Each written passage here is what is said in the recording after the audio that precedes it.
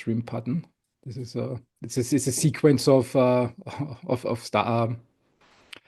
recording that I have to go through to get things started. And now we should be live on LinkedIn. Give me a second to check it. It's the first live stream of this year, which is extremely great. It's always amazing that how fast time flies, and how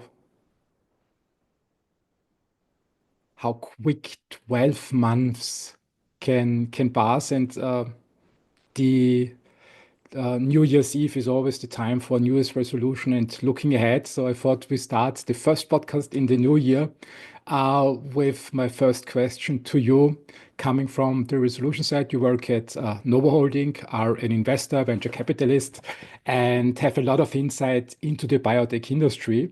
And my first question to you is, what's on top of your mind for 2025 when you look into the next 12 months? What are you thinking about?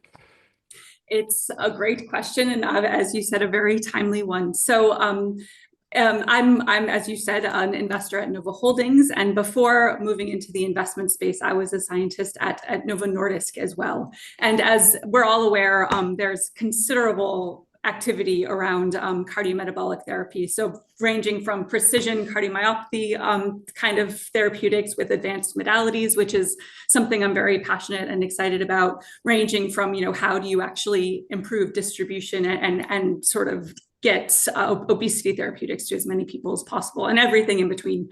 So I think that's certainly at the very top of our list in considering how to actually make these investments in a considered and thoughtful way moving forward.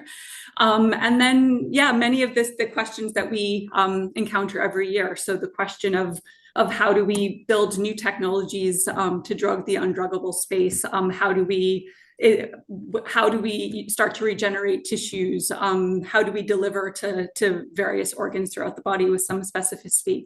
So it's definitely a range from, and as a seed investor, of course, we're very excited about the very exploratory and novel and potentially disruptive therapies. But of course, we're also very keen to understand the exit market and what will happen to the more late stage products that we're working with as well. Out of curiosity, is obesity since a hot topic? I thought everything's solved. You have a product on the market. Also, Novo Nordisk has a product on the market. Eli Lilly, I think Roche is also working on something or is already approved. I thought it's all resolved. Are there still some points open that we need to tackle? Yeah, absolutely. Another great question. And there's no doubt that the incretins are fantastic, and basically everybody has one or two or 10, and the next generation, the more convenient products, et cetera. But I think it's also important to remember that obesity was not a thing until about, less than 2 years ago. It sort of exploded out of the blue, and with a kind of success rate that even Novo Nordisk couldn't anticipate. It was just such a huge thing. And so given that there's basically one product that's come to the market, of course, no, it's not solved. And of course, as in every other therapeutic area, there'll be room for many, many other products. And we can talk to this in more detail later on. But just off the top of my head, of course, production and availability is number one challenge, along with cost of goods. All three of those go very much hand in hand. But then beyond that, if you look at the actual therapeutic itself, of course, there are some tolerability issues in many people. Some people still don't respond.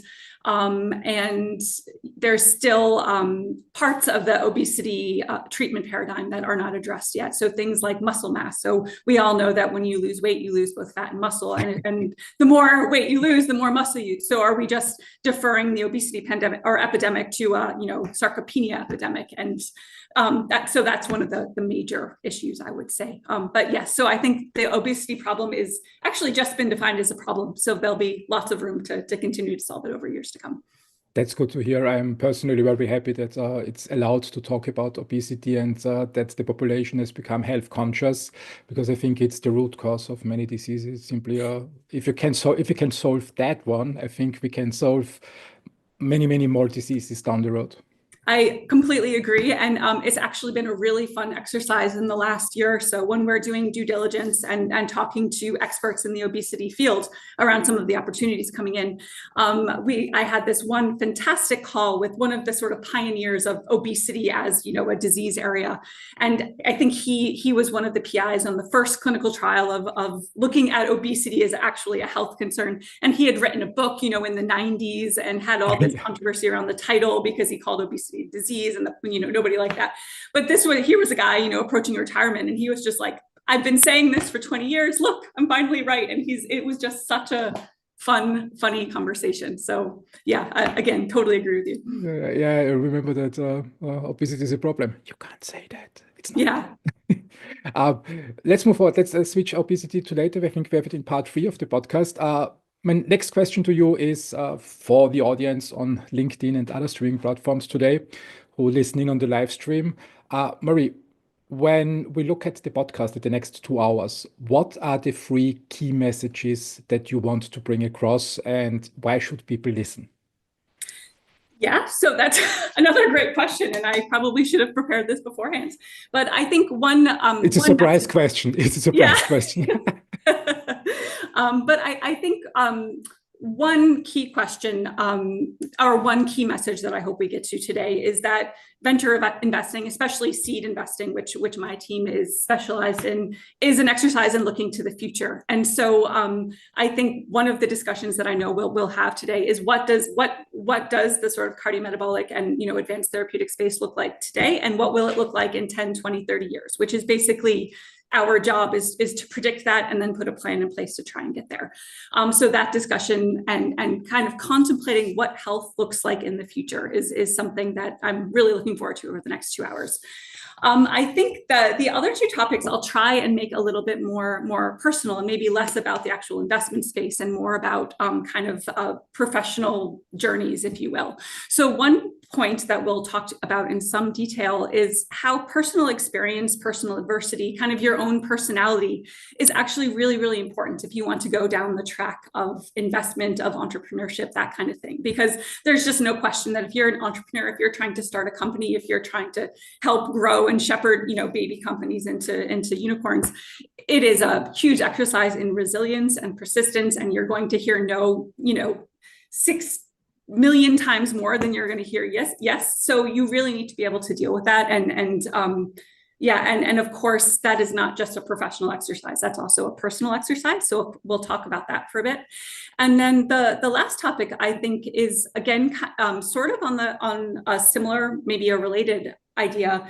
And that, of course, is bringing diversity and diverse perspectives, diverse genders, diverse types of people into the investment space. So this is a topic that's discussed at length by many people. It's obviously very important to my heart as a woman in the VC space, where you still, particularly in biotech, you still see very, very male-dominated culture. And I think bringing female and other diverse perspectives is just the next thing that needs to happen. And so we'll discuss that as well. Love it, love it. 3 very important topics. And let's start with the first one, with the middle one, resilience. I think it's 12 years ago when I did my coaching education. I heard this term for the first time, I have to admit, and it was so funny. A woman was sitting next to me, and we had this exercise that we have to tell the other person what we admire in them. So it was a midterm. I think it was after 2 years, and another 2 years followed, or 3 years. And she looked at me and said, I admire you for your resilience. Back then, I ran a lot of marathons. And I sat there and said, what does she mean? What does she mean? What is resilience? What is resilience? And I didn't know what this term means. Maybe we start the first part with your interpretation of resilience. What is resilience for you?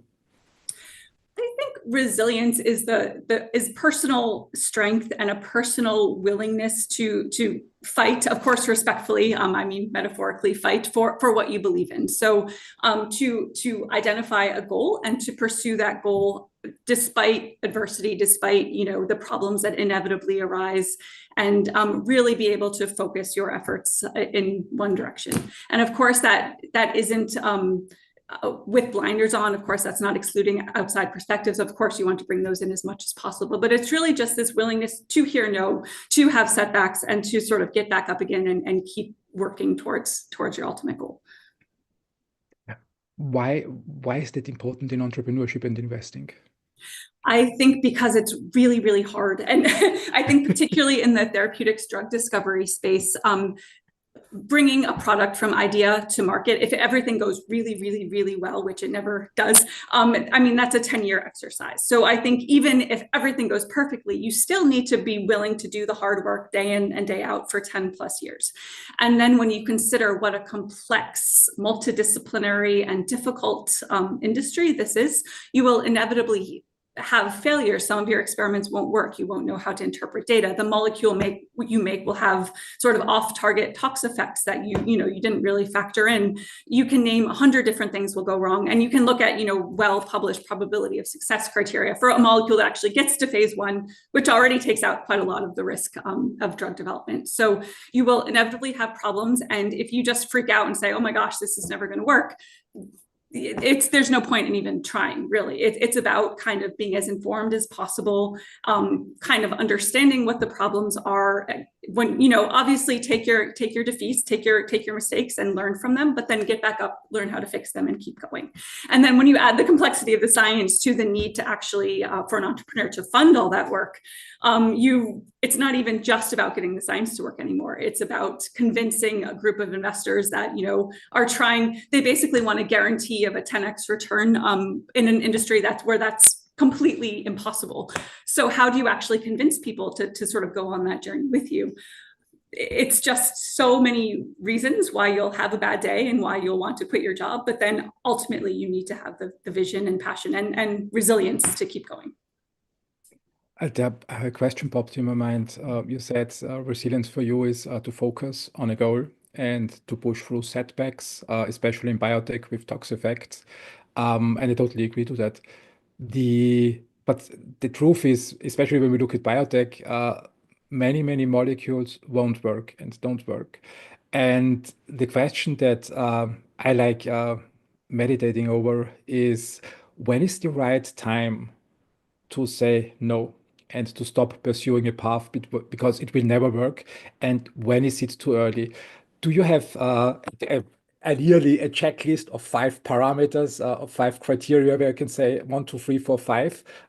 When this happens, I say no, I move on and I quit. And if that doesn't happen, I move forward. How do you handle that decision? Yeah, and I think for every case, it's different. So we don't have like a uniform checklist that we need to address, but we do. But you're absolutely right that defining what good looks like before you start the experiment is absolutely paramount to actually making the right decisions moving forward. That's something I learned in drug development at Novo Nordisk. I heard that from Marcus Schindler, the current CSO, kind of constantly. That was the question all the projects would get. What does good look like? What does good look like? Which is a surprisingly difficult question, but it's just absolutely essential that you, whether it's medicinal chemistry, defining the sort of aspirational, product profile beforehand so that you hit certain parameters, whether it's a phase 1 and you need to make sure you have target engagement, that your safety tolerability look like this. It's always about defining what you want to see beforehand and making sure that you come very, very close to hitting that goal, because it's so easy when you've spent a few million, 20 million, $30 million, you've put so much time and effort and you're so passionate about the project you're pushing forward. It's so easy to sort of take, maybe you didn't hit the pre-specified goals, but something good happened and you can kind of reframe the whole thing.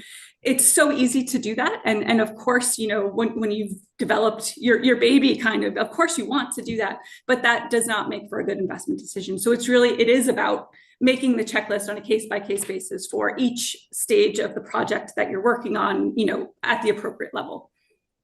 How does that process look like at Novo Holdings? So when you invest, my interpretation is when you invest in a company, you define for yourself internally your preferred outcome at the end of the day.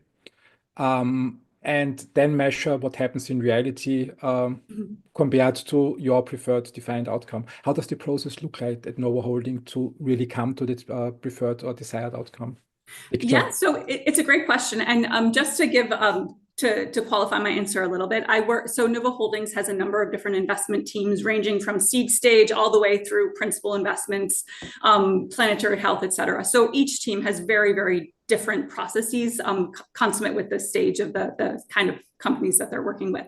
But for our seed stage team, the process, it is kind of what you described. We, of course, come across an interesting company or an interesting concept where we might want to build a new with bringing in certain people and certain resources.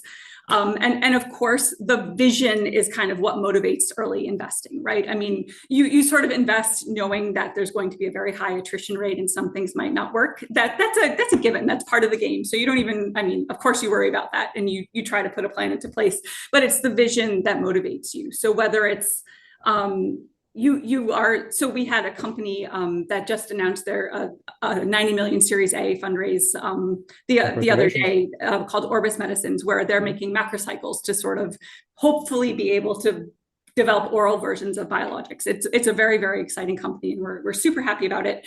But this company, it started with some ideas. We created it internally and incubated it. And the vision of being able to solve a huge problem in drug discovery, that's what motivated all the work over the next few years. And so that's step one. Define, what problem are we solving and how does this change the world in some capacity? But then, of course, we need to also be realistic. And for that sort of platform-based company, it's really, really hard to define what criteria and milestones will hit when. But of course, we try to do so to the best degree possible. With the more conventional sort of asset-driven company, it becomes a bit easier because, of course, you can make Gantt charts with, if IND-enabling studies go well, they should end around this date, first patient dosed around this date, phase 1 concludes around this. Inevitably, everything is delayed, but at least you can sort of see the path and you can know when key data readouts come out, and you can kind of define through milestones and tranching of your investments, kind of where are the key value inflection points, what needs to be true before the next thing can be true, kind of, and where are you actually significantly de-risking a concept, which at the same time, of course, builds value. So I think we do a lot of work because we are kind of company builders and we are very hands-on and operational with the companies we work with.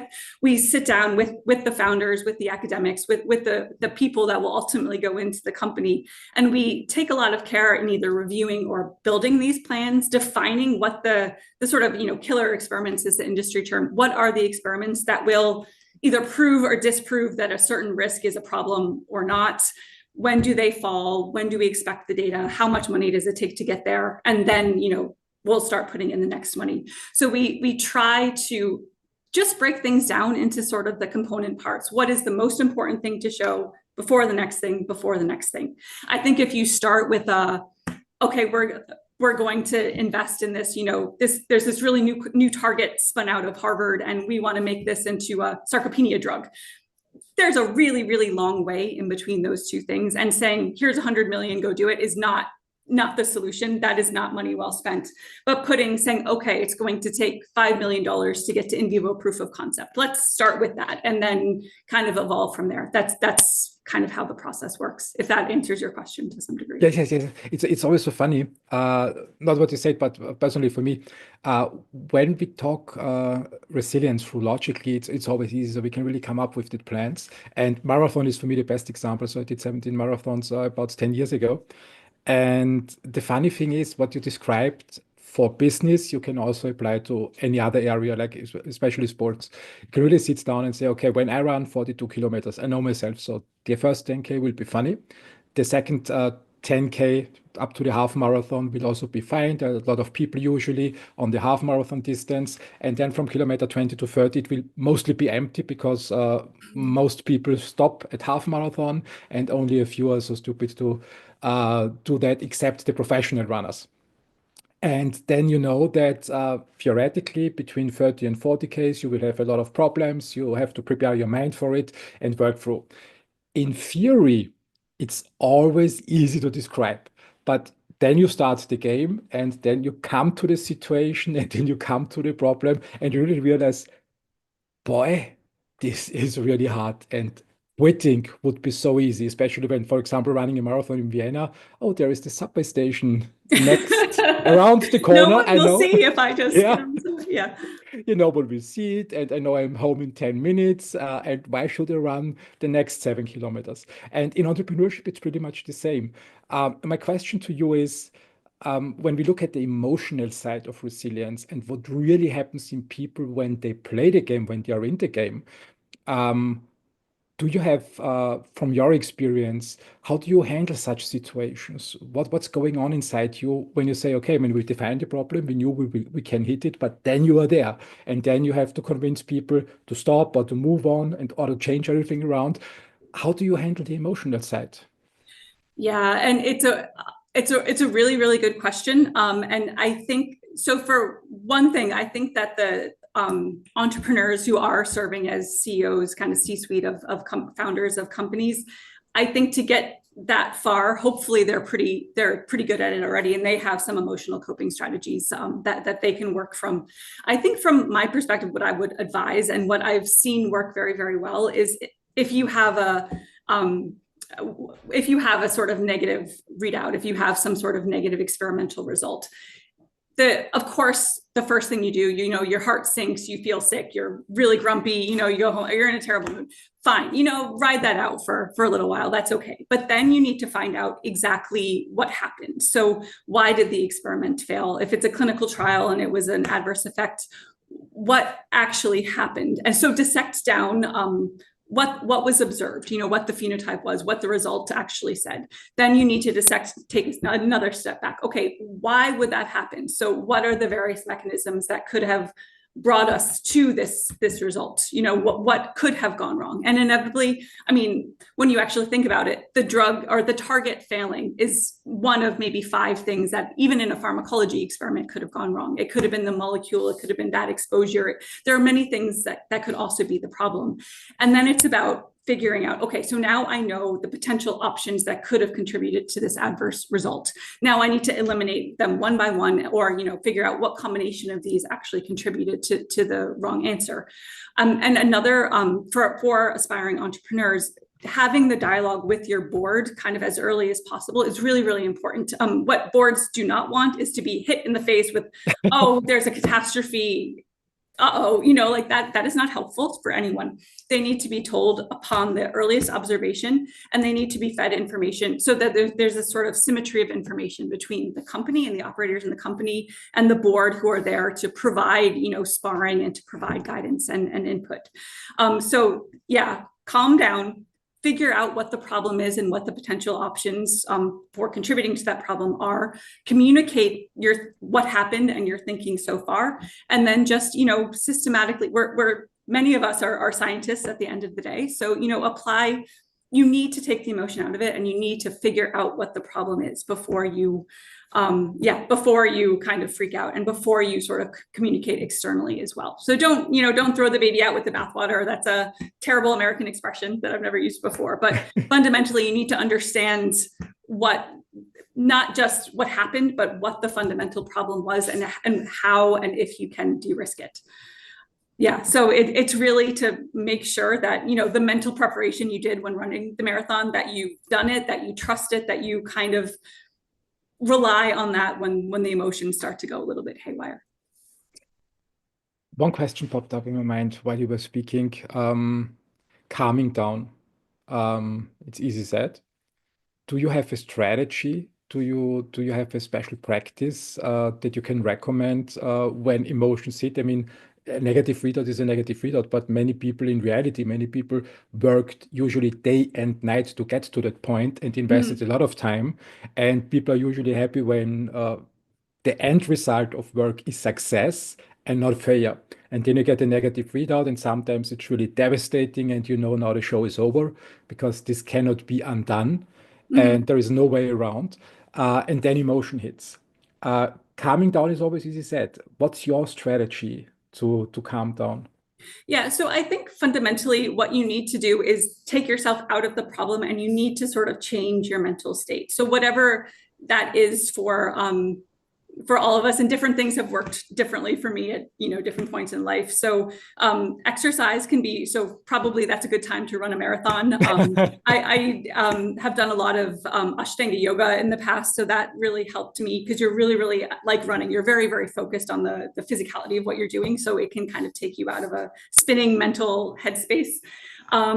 Watching a sort of, your favorite movie that's like easy and light and fun to follow, that helps. Spending time with friends and family, going out for a glass of wine, all of these things have helped me in the past when you really need to just take your head out of the problem.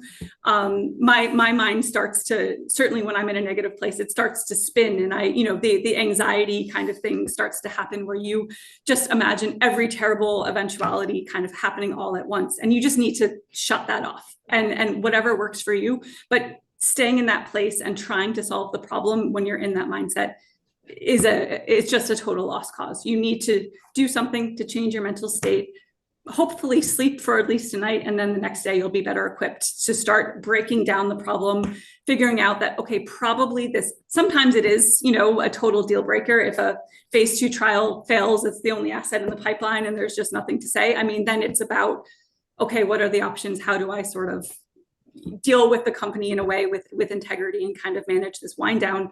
But again, you need to sort of break that down step by step and start taking the relevant actions after you've sort of slept and cleared your head. Yeah, good points, good points.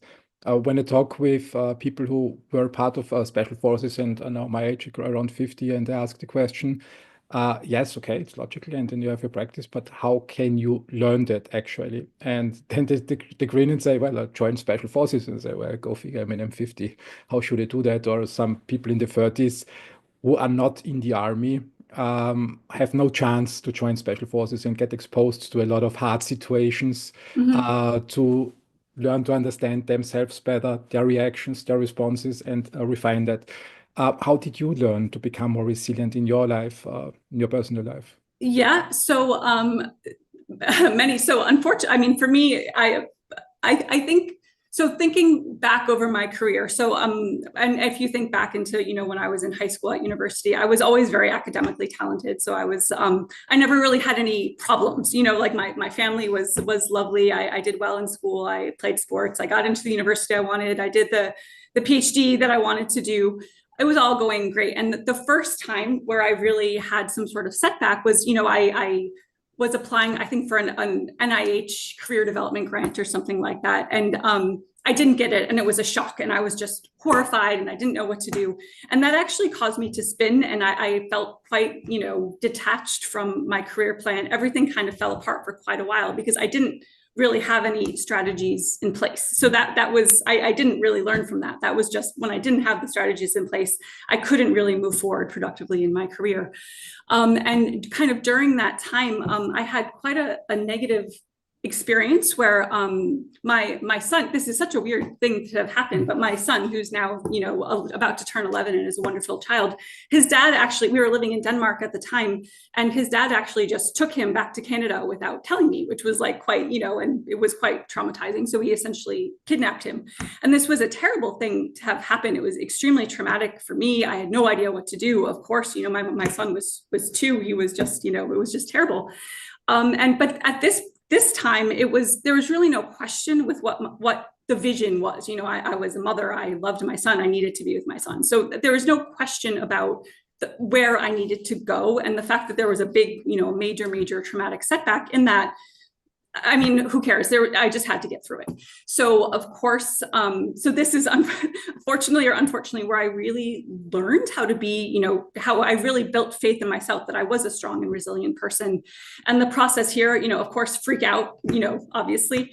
But then it was really it was leveraging my network. So one of my best friends at the time knew someone who was worked at a top family law firm in Toronto, which is where my son had been taken. I called them. They, kind of knew what to do. I worked with them, took their advice. So that was like the KOL diligence process. I actually found the team that I wanted to work with, and found the legal structures that we could use to make sure this was rectified quickly, and which there did exist, luckily. And within about 3 months of this horrible thing happening, my son, there was a legal decision in Canada brought on by the fact that I had found this amazing firm of lawyers that meant that my son could kind of come back and resume the life that we had before, which is for better. Obviously, there were some problems before, so there was still a lot to overcome, but at least the major hurdle was sort of reversed. And I think going through that was obviously terrible, and something I would never, ever want to go through again, and will never have to, and would never wish on anyone. But looking back 8 years or whatever later, I'm really proud of how I navigated that. And when I, of course, over the last few years, I've had major career decisions, big pitches to, governance committees. I've had to go in front of our partners, at Novo Holdings to pitch new investment decisions, et cetera. And all of these, I have no fear of public speaking. I have no fear of failure or setback, because it's sort of like, oh, well, did your son get kidnapped? No. Okay. You'll probably, if it goes badly, you'll probably live. It'll probably be okay. And so having had that horrible experience, it really makes me know my strength, and it makes me really confident that I can, even when I find, yet another new problem that I don't know how to solve, that I will be able to get to the other side of it using, my personal strength, my motivation, my intelligence, but also the network of great people and trusted contacts that I have around me. An impressive story. An impressive story. How was that for you back then? How was it for? Yeah, it was really it was really terrible, actually.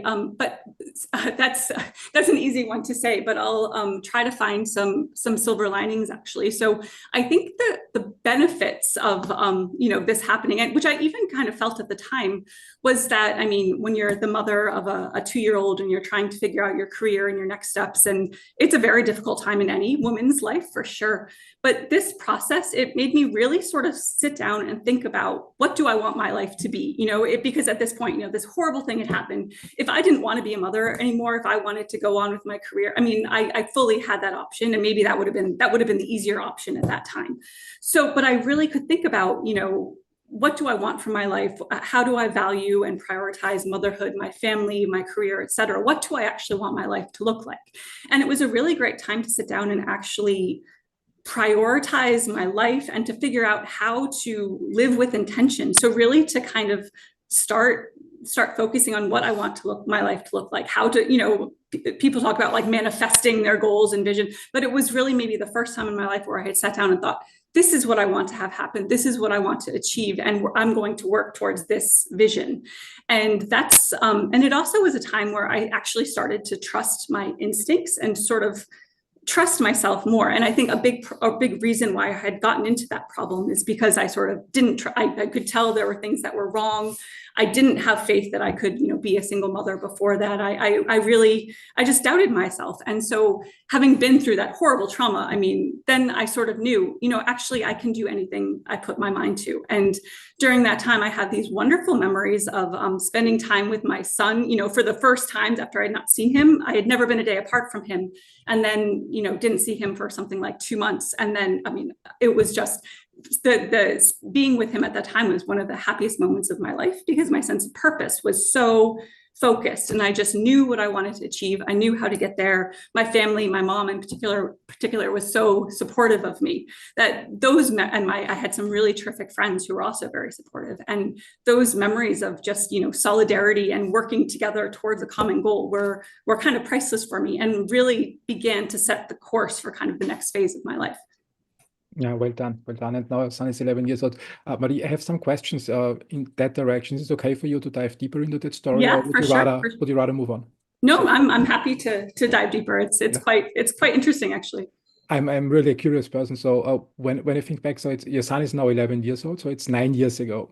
Mm-hmm. And you said that your partner, or the father of the son, kidnapped basically your son to Canada, and you realized that in Denmark, and suddenly your son was gone.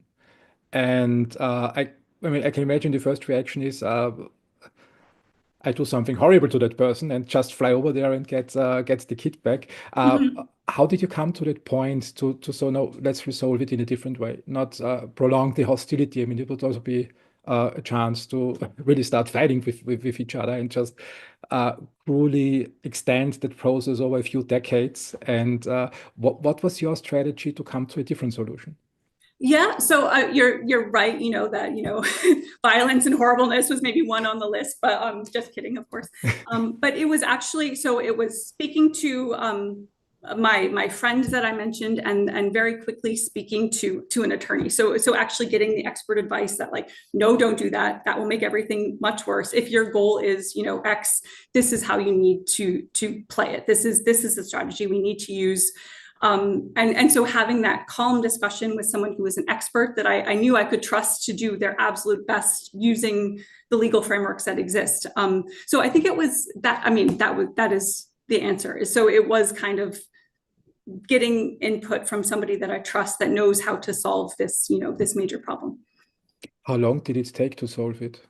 So there's actually an act in international law called the Hague Convention for Child Abduction, and the goal of this is to many nations are signed on to this, and the goal is basically to just immediately remedy this sort of problem. So where many of us know that in family court things can drag out for 1, 2, 10, 20 years, not 20, but many. The Hague Convention basically just decides which country's court should actually solve the problem.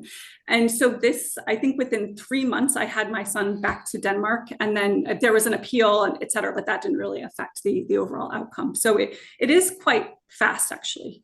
So that was obviously very important. Out of curiosity, I mean, my parents are divorced, but it was back in the 80s. So my mother wanted a divorce, and my father moved out, and they were clearly separated. And back then, the courts decided that one parent gets the kids and is responsible for the kids solely. There was no co-parenting solution. One parent is out, and the other one can move on, and it's for the best of everybody. Back then, the 80s. Now I Mhm. learned that today, in the 20s of this century, courts usually prefer a co-parenting solution. So even when something like your case happens, and parents cannot get along very well, the court says no, it's the child's right to have contact with both parents, and both parents should find a solution.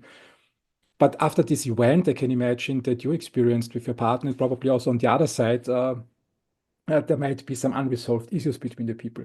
How did you resolve the situation? I mean, how did you get in a situation where you say, okay, we can move on, we can move forward? To do Yeah, so talk I to think just to be totally frank, I think it's still not really resolved. So I think it is absolutely true that particularly in Denmark and many other countries, what you describe is exactly true, that co-parenting is the preferred solution, and sort of forced cooperation is the way to go other than extreme situations, which apparently this does not count as, which is interesting.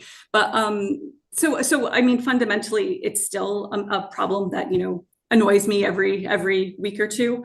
And yeah, I think this may not be solved ever, really, but I think the way that I manage it is again by really trying to listen to my intuition. So when I make decisions about my son's well-being, I really try and tap into my own motivations for making a decision. Is it because I'm in a bad mood and want to like start an argument? Is it because I'm so afraid of looking like I'm starting an argument that I'm being too accommodating? Or is it because I can honestly look in the mirror and think this decision is the best thing for my son, given what I know today?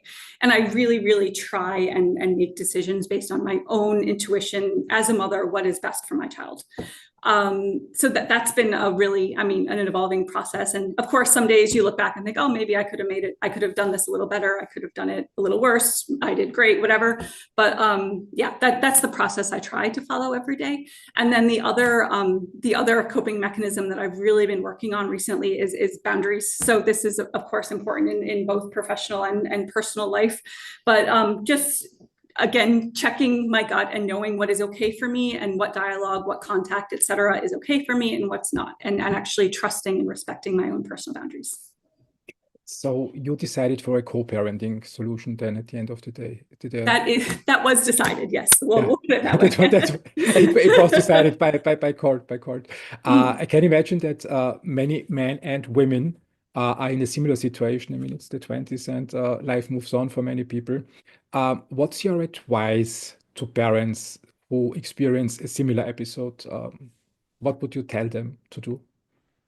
Yeah, I mean, um, it's a really, really tough one. So I think first of all, any disputes, any disagreements that you can solve and amicably through some sort of therapy or coaching or mediation, that is always the better way to go if you can actually come to an agreement. And that's important. I mean, financially, of course, you would like your money to go towards your child, not towards arguing about your child. So that's a really important factor.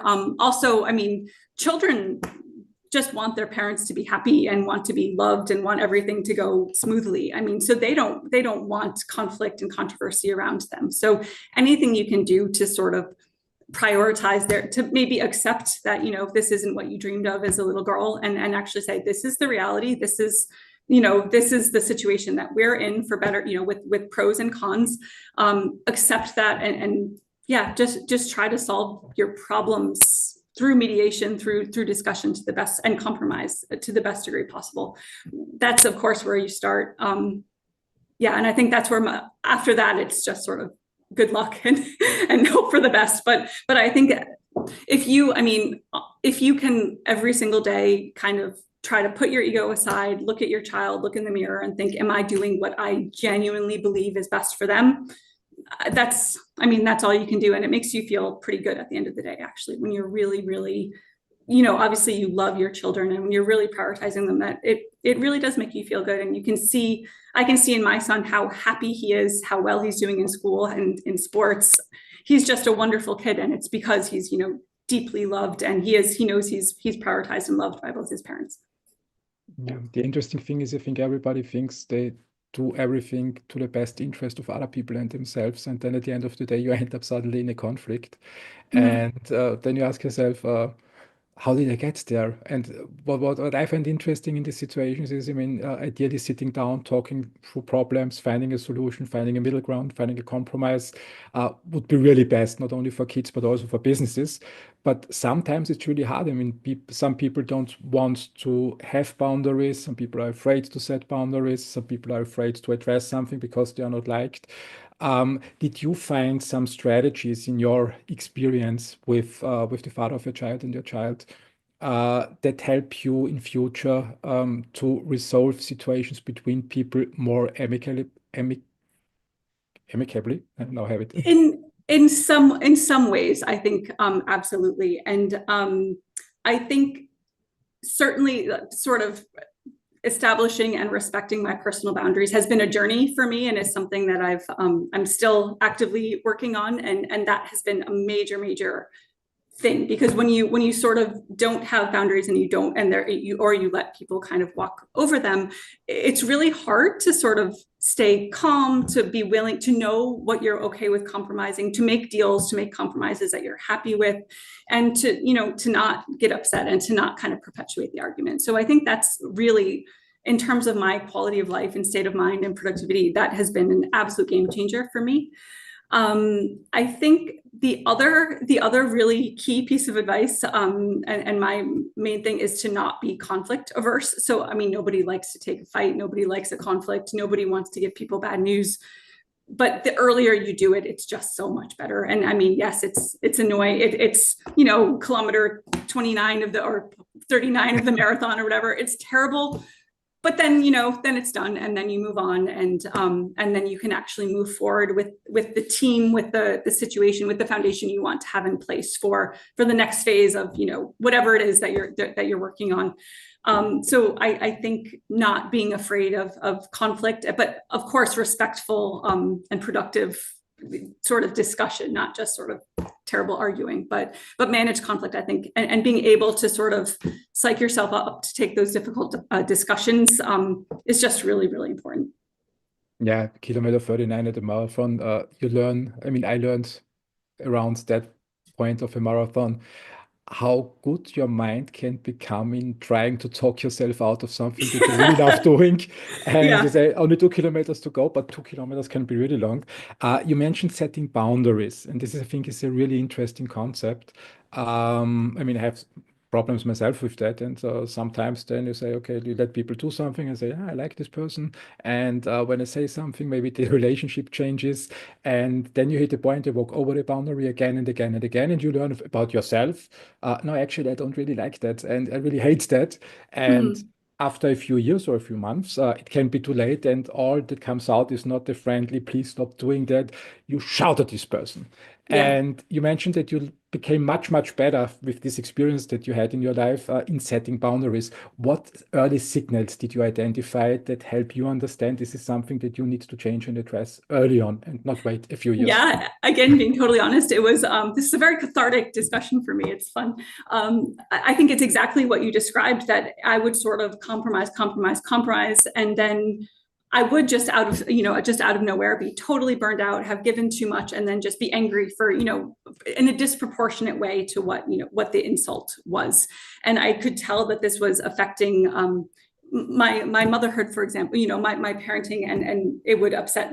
I upset my son on occasion, and he actually, yeah, and so that was kind of the main thing when this was sort of a pattern that I could see happening. It was sort of like, okay, I just can't do this anymore. And once I sort of realized that this was an issue, you can sort of backtrack your own personality. Like, you can actually see how you feel, and you can see, okay, I'm starting to feel a lot of anxiety because this thing happened that was not okay with me. And I didn't stand up for myself. I didn't say anything, but that anxiety didn't go away. And then it sort of compounds and compounds. And when you sort of start checking in with yourself, checking in with your emotions, and identifying what those triggers are, all of a sudden you realize, okay, if I just don't get in that situation, then all of a sudden all of that frustration, all of that negativity is gone. And so, one, I can use that part of my mind for something productive, and two, I can just be happy all the time. And then if something happens that I'm not okay with, then there's no discussion, there's no like inner turmoil as to what do I do to deal with the situation. It's no, this has to stop now, or I'm going to leave the room, or whatever it is. So it's just very, very easy to process how to make decisions in the future. And I mean, you have all this extra brain power and emotion, and you sleep better and all that.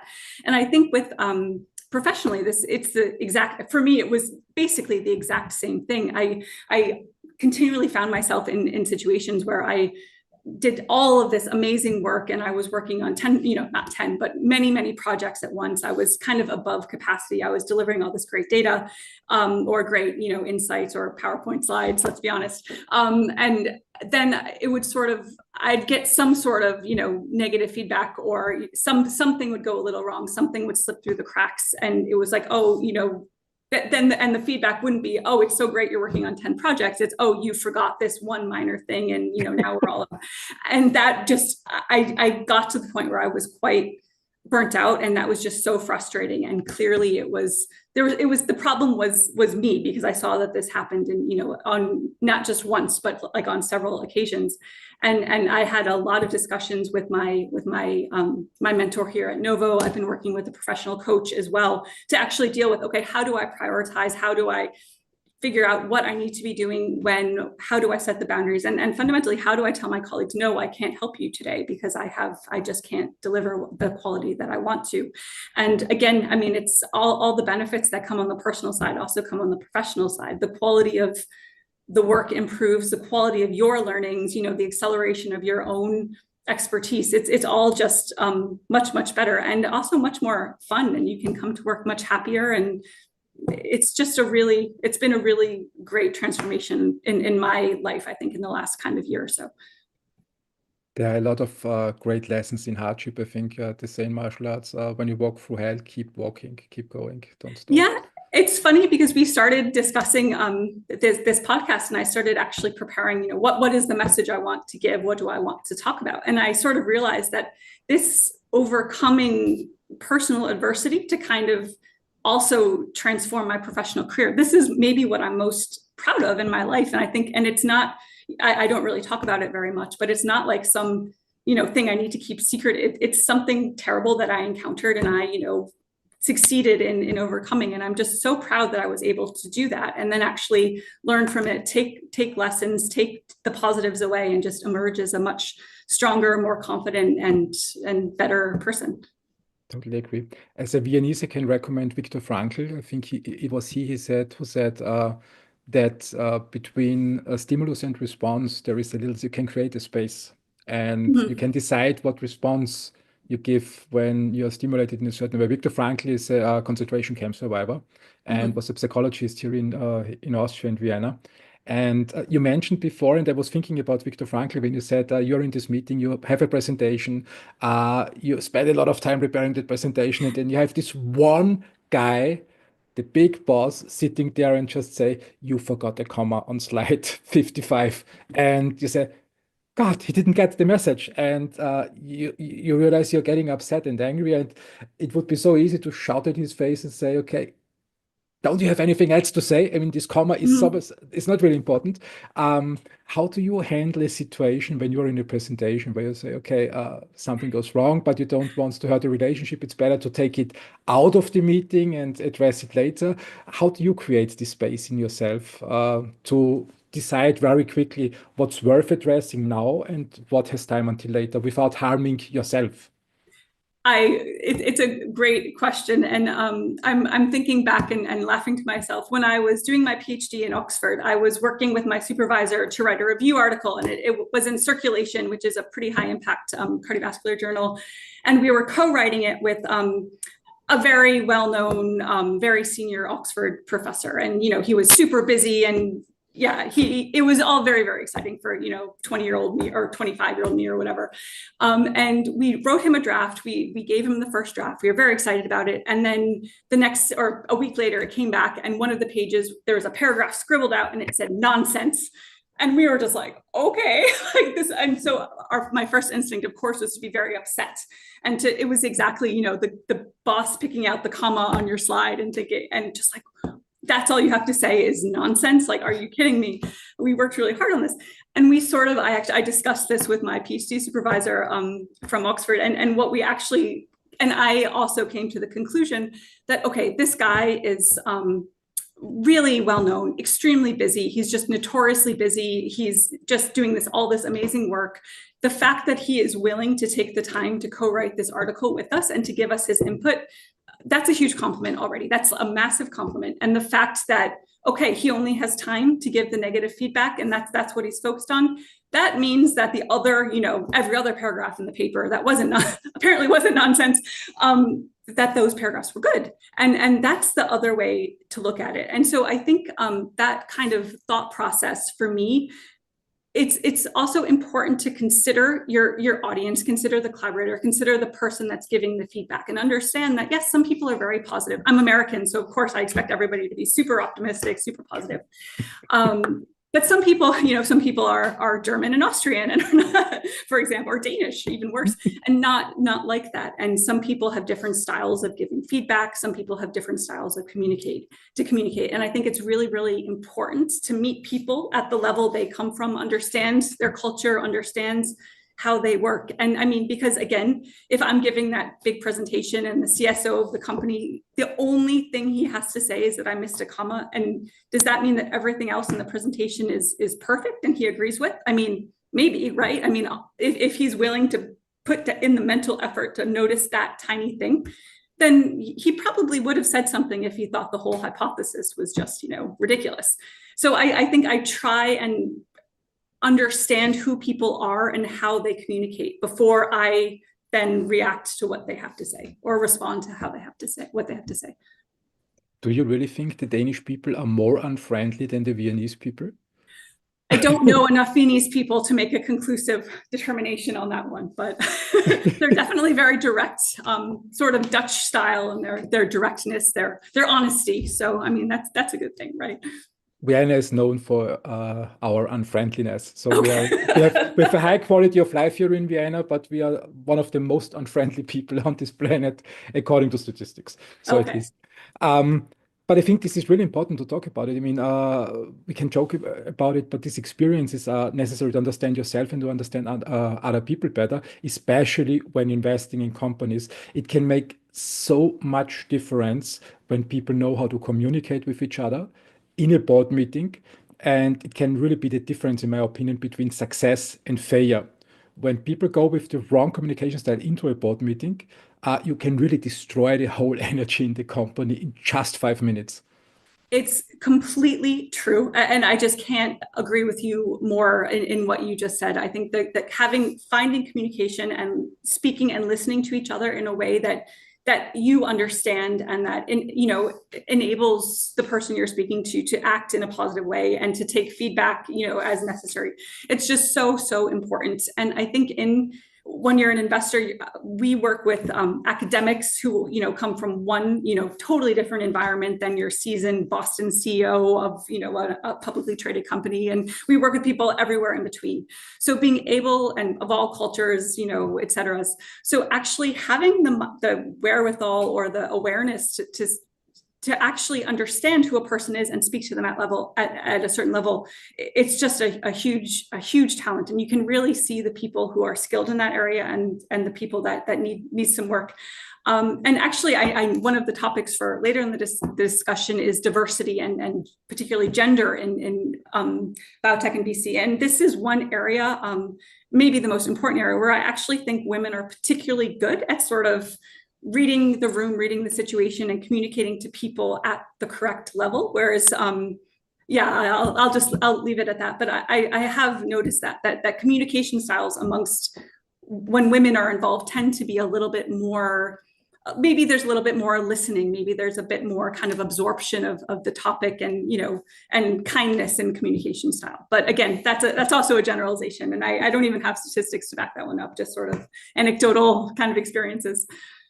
As a man, you can put a lot of meaning in no words. I would say that. I think it was Jensen Huang in a conversation with the Stripe CEO. This comma thing. So the question was something like, what must happen that you fire people? And Jensen Huang said he's the CEO of Nvidia and a big success story in the last years, and he said, "I don't fire people." And the Stripe CEO looked at him, why? And he said, "I torture them to greatness."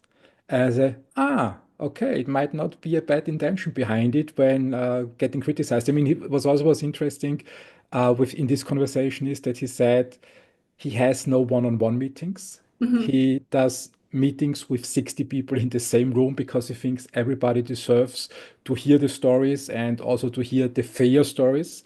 And he discusses fair, as he said, in this big meeting and not off topic. What's your style in investing when you address with boards? Failure must be addressed. You must fix them. You must fix problems. What style did you evolve? Yeah, so I actually can see Jensen Wang's kind of point that, in taking the big, I mean, in a way, it's like the military or something, right? Where if you torture everyone, then you kind of build camaraderie and kinship and this sort of. It's the male thing to do. Yeah. So I get that, but my approach is not that, surprisingly. So I think when dealing with, and again, this is something I'm learning and very much on a journey here as well. But when dealing with kind of giving and receiving negative feedback and communicating failures, communicating issues, I think it's very much best done one-to-one. So preferably in person, face-to-face, not in writing, not phone is maybe okay if necessary, but certainly in person is the best.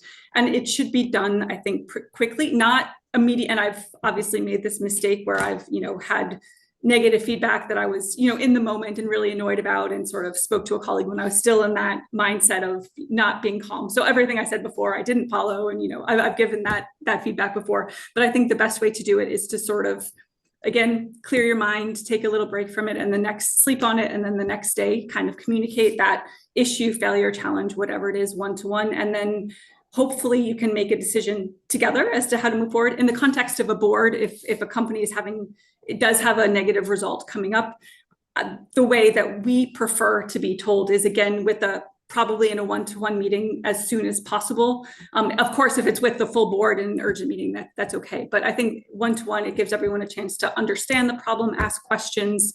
And then in the board setting, you can, everyone is sort of briefed, they know what's going on, and then you can actually move towards decisions rather than just communicating. So it can actually save a lot of time. The board meetings where you actually have everybody together and they have time in their calendar to devote to a certain issue is really important. So, and quite rare actually. So I think this pre-socialization of the issue and kind of making sure everyone is fully informed going into the decision is just the best way to use the time. I totally agree. I totally agree. The board meeting, the best board meetings are when people already have agreed and decided on the topics and on the issues before the meeting, and the meeting itself is just to confirm what was decided before and not discussion in the meeting. Let's move on to the next part. Is there anything open in the first part about resilience, communication, and adversity that you would like to address? No, I think that was quite an interesting discussion. It was really enjoyable. I enjoyed it. The next part is your journey into venture capital. You started in academia, and it's not the most usual way, I would still say it in that way, to move from academia, from an academic career into venture capital. Venture capital is still this niche area. What motivated you to leave academia and become a venture capitalist? Yeah, so it was a stepwise process for sure. And I think there are, looking at our team, we're of course early stage investors. So many of us have, not all, but many of us do have PhDs and maybe did some sort of postdoctoral work. But everybody sort of comes from a different path. And then of course, the more conventional VCs where you are doing more later stage product, it is again more rare, even more so. So for me, I think when I was doing my PhD and started in academic research, it was very much, I studied in Oxford and did some postdoctoral work in Toronto. And it was very much of the mindset that, academics are the true scientists. If you can't succeed in academia, that only then do you go to industry, that kind of thing. So it was very, pure academia mindsets. And so I never really thought that I would want to leave because I wanted to prove that I was the most successful and could do, even if I maybe wasn't the most suited to do lots of bench work, which I think my colleagues would confirm now. It just seemed to be the way to go. And I never really thought of the other options and really thought of what else could be done.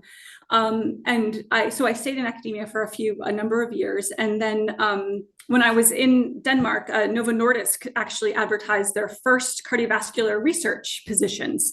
So they had a few years before seen the readouts of the LEADER trial where liraglutide showed not just non-inferiority on CV outcomes. These were the days when, the DPP-4 inhibitors, et cetera, were actually showed cardiovascular risk in diabetes. So now diabetic drugs started having to show cardiovascular safety. Liraglutide not only showed safety, but actually protection in a trial not powered to show protection. So that was a huge result.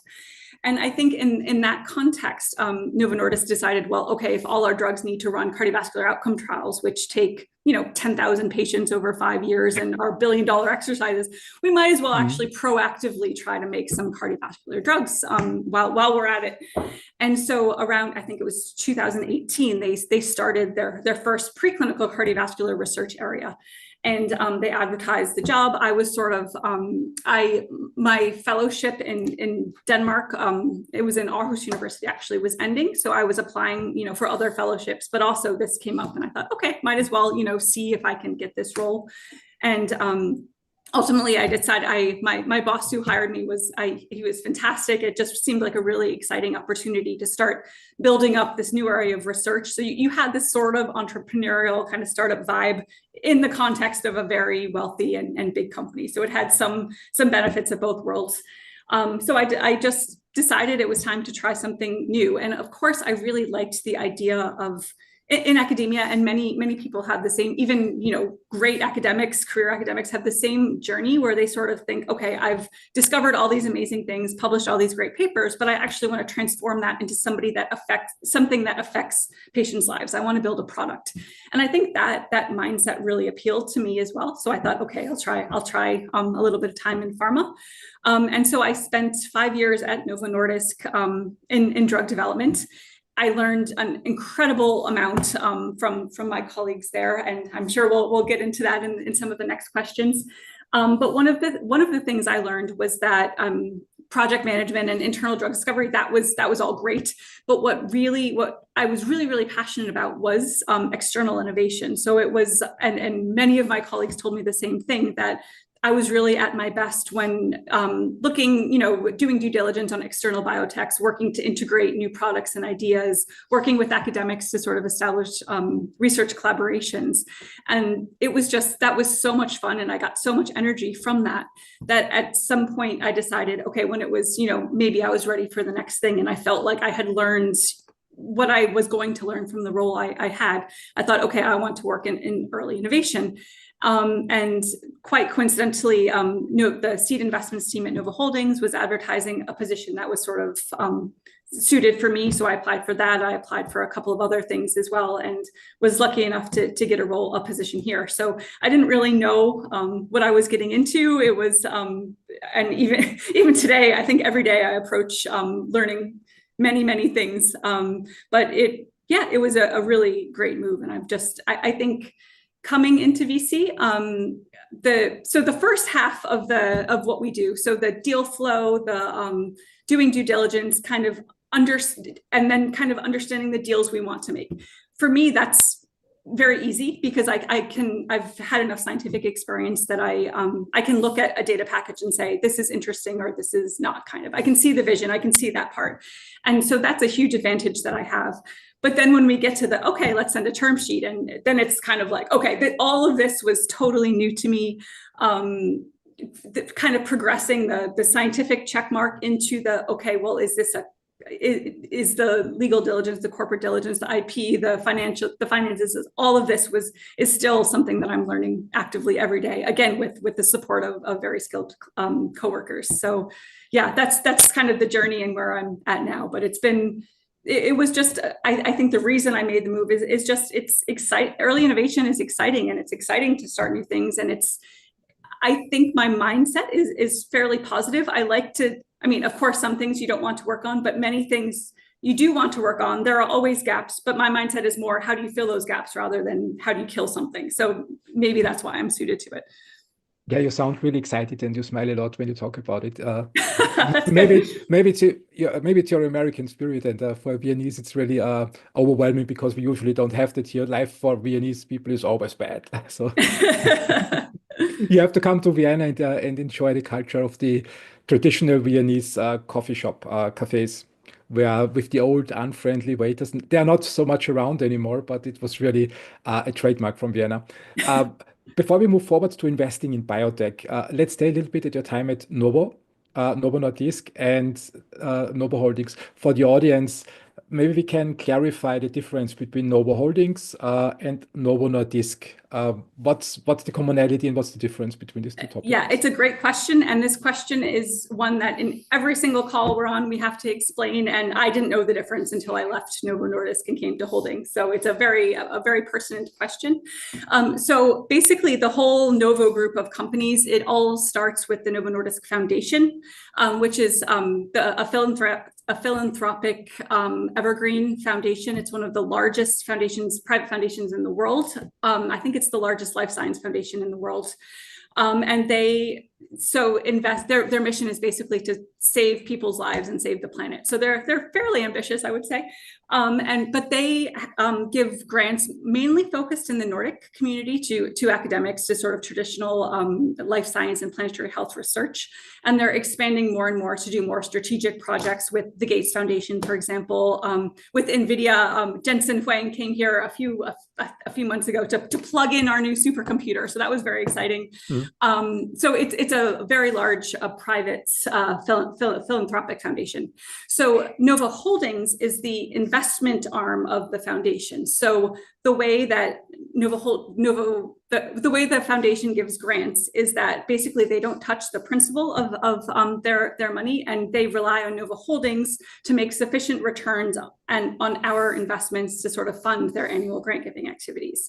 And so basically we're an investment company. We're a traditional VC with the foundation as our only LP. So that's kind of the way to think of it. And we have investment teams ranging from, as I said before, from the seeds investment team where I am, where we create companies, we incubate things, we invest up through maybe Series A kind of, but we do stick with companies through until exit. And we reserve maybe $25 million euros on average per company. But of course, for the really exciting ones, we can go a bit higher than that. We also have teams that do more traditional venture investing, Series B, Series C, that kind of thing. We have a planetary health team, an Asia team, a growth investments team, a principal investments team. They're the one who executed the Catalent deal, for example, that many of you may have heard of. And we also have a capital investments team that invests in sort of non-life science assets. So what they do is a little bit different. But yeah, so that's Novo Holdings. We're investors.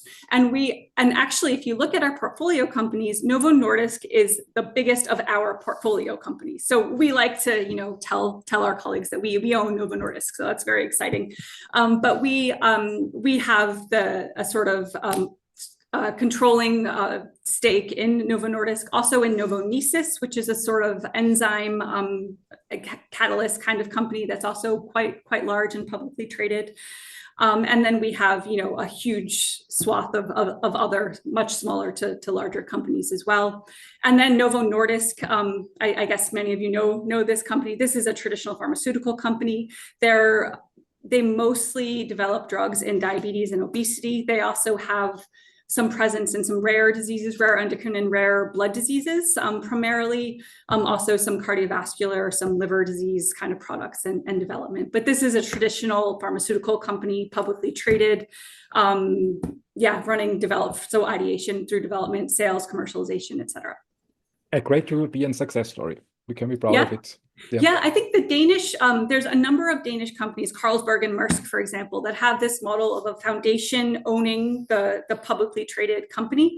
And this creates a lot of benefits because, of course, because we have a controlling share, Novo Nordisk can't be acquired, by external parties, but they do have the benefits of the public markets and public governance and all those sorts of things. So it's a really nice way to kind of run companies, and it's had a lot of success in Denmark.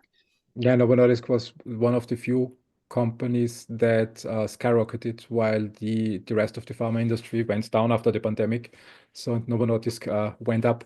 But back to your journey, you started had an academic career, then started working for Novo Nordisk, and then moved to Novo Holdings. So it was a stepwise process from academics to becoming a venture capitalist. When we look at your time at Novo Nordisk, what was your biggest learning?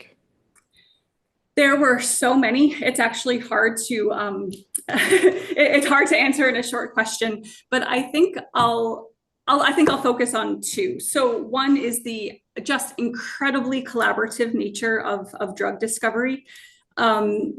Every step along the way, if you think you're going to do something on your own, it's just ridiculous. You need to have these very large teams. Even at the preclinical stage, you need a solid team of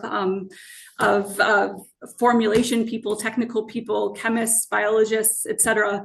You need that team around you to build a robust and reproducible molecule, essentially, and to have the data package around it that you need to progress further. And then, of course, when you get into clinical trials, it just the team size and the resource needs just spiral and they become immensely large. So I think the first thing is just having this huge appreciation for people that are different than you and figuring out how to work with people that you trust and take input to build something much greater than any of you could have built alone. So that's learning number one. I think learning number two is how to assess the value, the value to people, or the commercial value, depending on how you look at it, of the science that you're doing. So I think when I came from academia, of course, as an academic, you want to know everything and you want to solve everything. And, knowledge for knowledge's sake is very valuable, which of course it is. But when you're trying to build a drug, you actually need to understand why you're making this drug, who you're making this drug for, and what is the sort of unmet need that your drug can potentially address. And basically, that's what, the commercial, the market access, the pricing, all of those departments are formally there to kind of advise you on this. But already as a scientist, you kind of need to understand, who am I designing this drug for and what problem does it solve? So, and that was a really, really exciting exercise for me when I sort of started to get to work with the sort of cross value chain teams and kind of understand drug development from the more advanced commercial perspective, as well as, of course, from the bottom up perspective. Yeah, great points, great points. I started working in life science in 2006 with a spin-out from Novartis. It was the Department of Rodger Novak.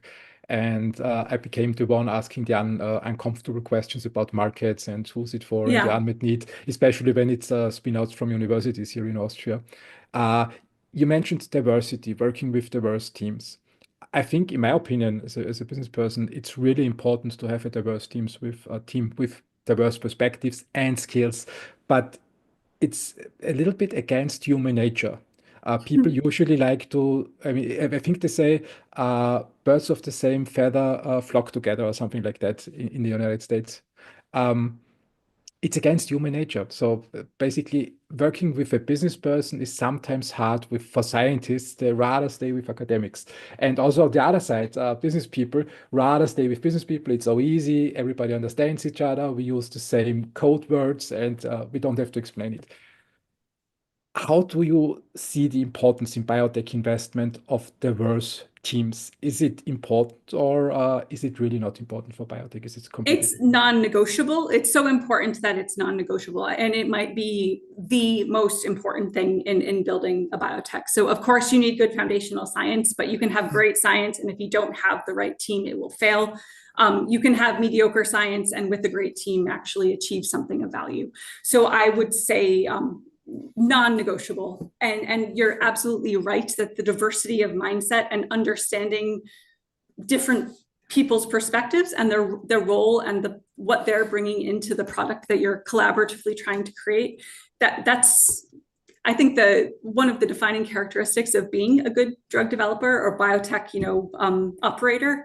I think if you're one of the, and there's nothing, if you're an academic and you want to talk to other academics and stay at the university, there's nothing wrong with that. I think it's actually something for people to look inside themselves and decide. If you're happy in academia, you want to develop novel methodologies, discover new things, work on knowledge for knowledge's sake. That's an absolutely fundamental part of society that is just, it is the foundation for drug development, for technological innovation. It will be what saves the planet. It's so important. And that's okay.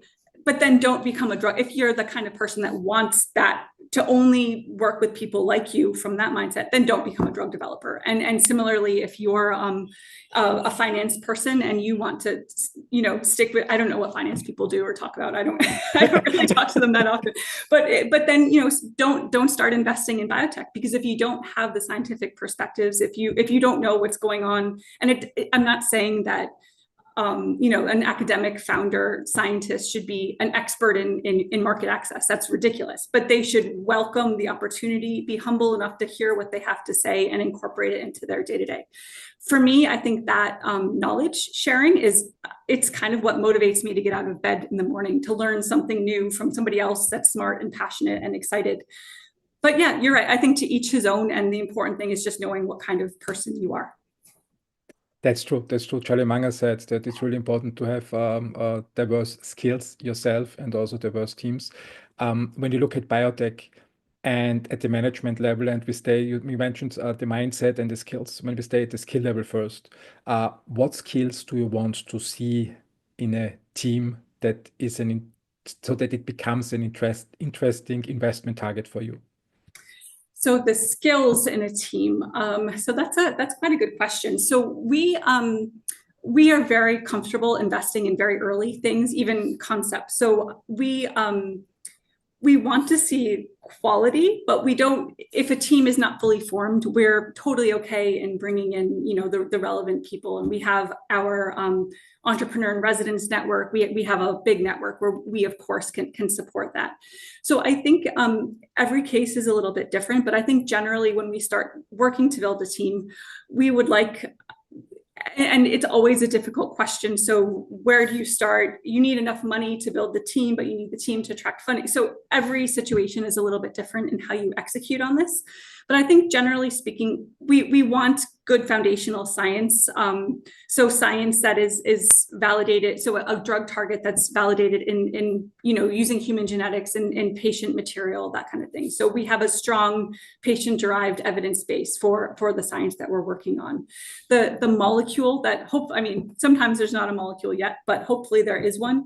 We want to see good kind of good parameters, and of whether it's a small molecule, oligo antibody, et cetera. Of course, what we look for is a little bit different, but we want to see that for the stage that it's at, that it's sort of appropriately engineered and everything is looking good and on the right track. The screening strategy is good, the development strategy, optimization, all of that is in manufacturing, of course. We want to see that there's some view to that.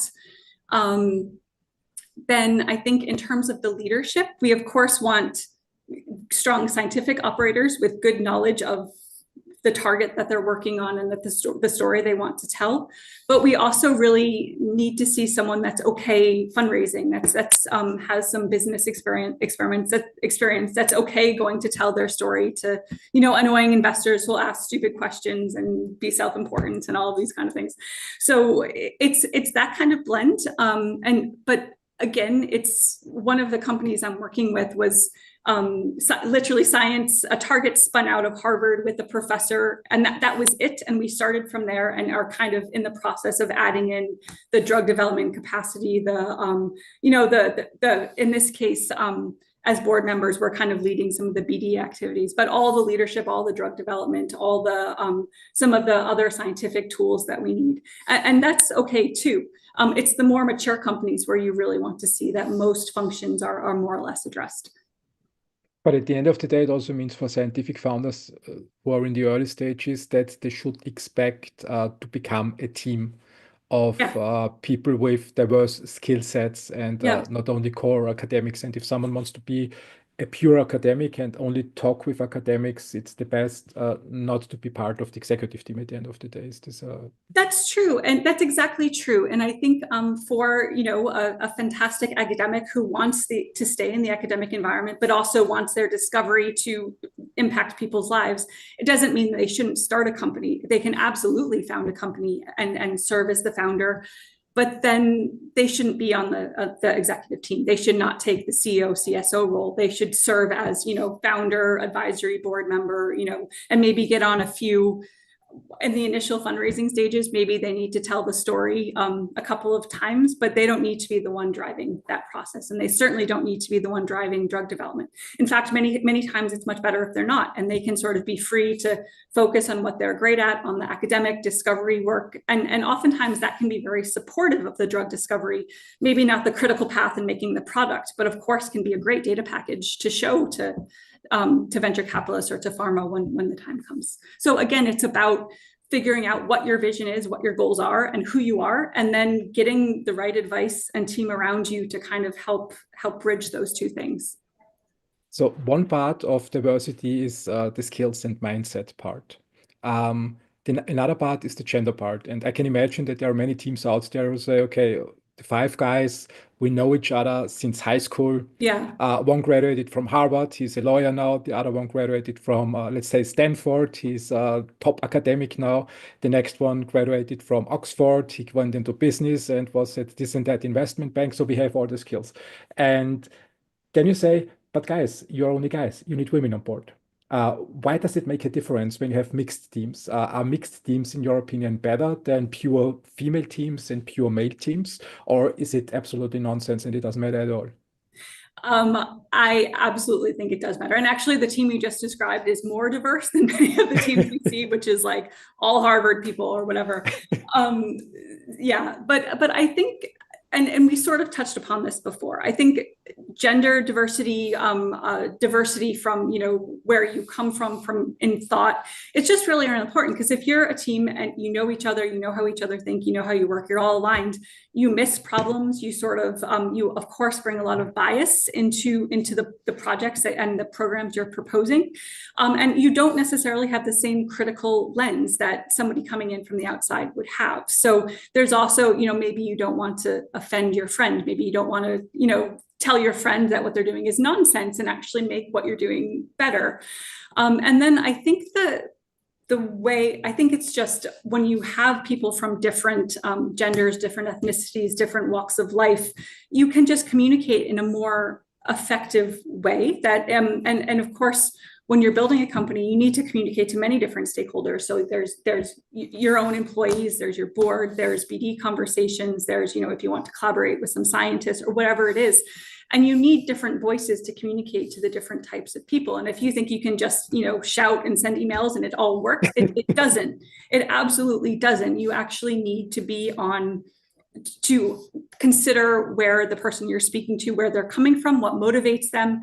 And so having more brains in the room that can kind of consider different people's motivations and, triggers and et cetera differently, you're going to have more effective communication. So there's also, of course, one of the big elephants in the biotech room, women's health issues, which of course is a massive untapped market.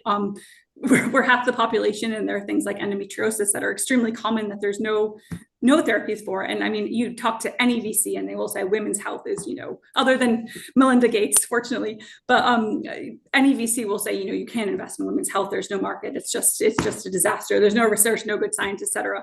So again, I have to imagine that the more women come into biotech and VC, the more that these sort of underserved women's problems will be addressed. And that's not just good for women, that's actually good for investors, because again, the market is going to be massive. Women actually seek healthcare and, are, again, many of us. So I think that there's just many, many reasons to consider for an individual company, but also for the field in general, how the more people you have in the room, the more needs are considered, the more problems are addressed, et cetera.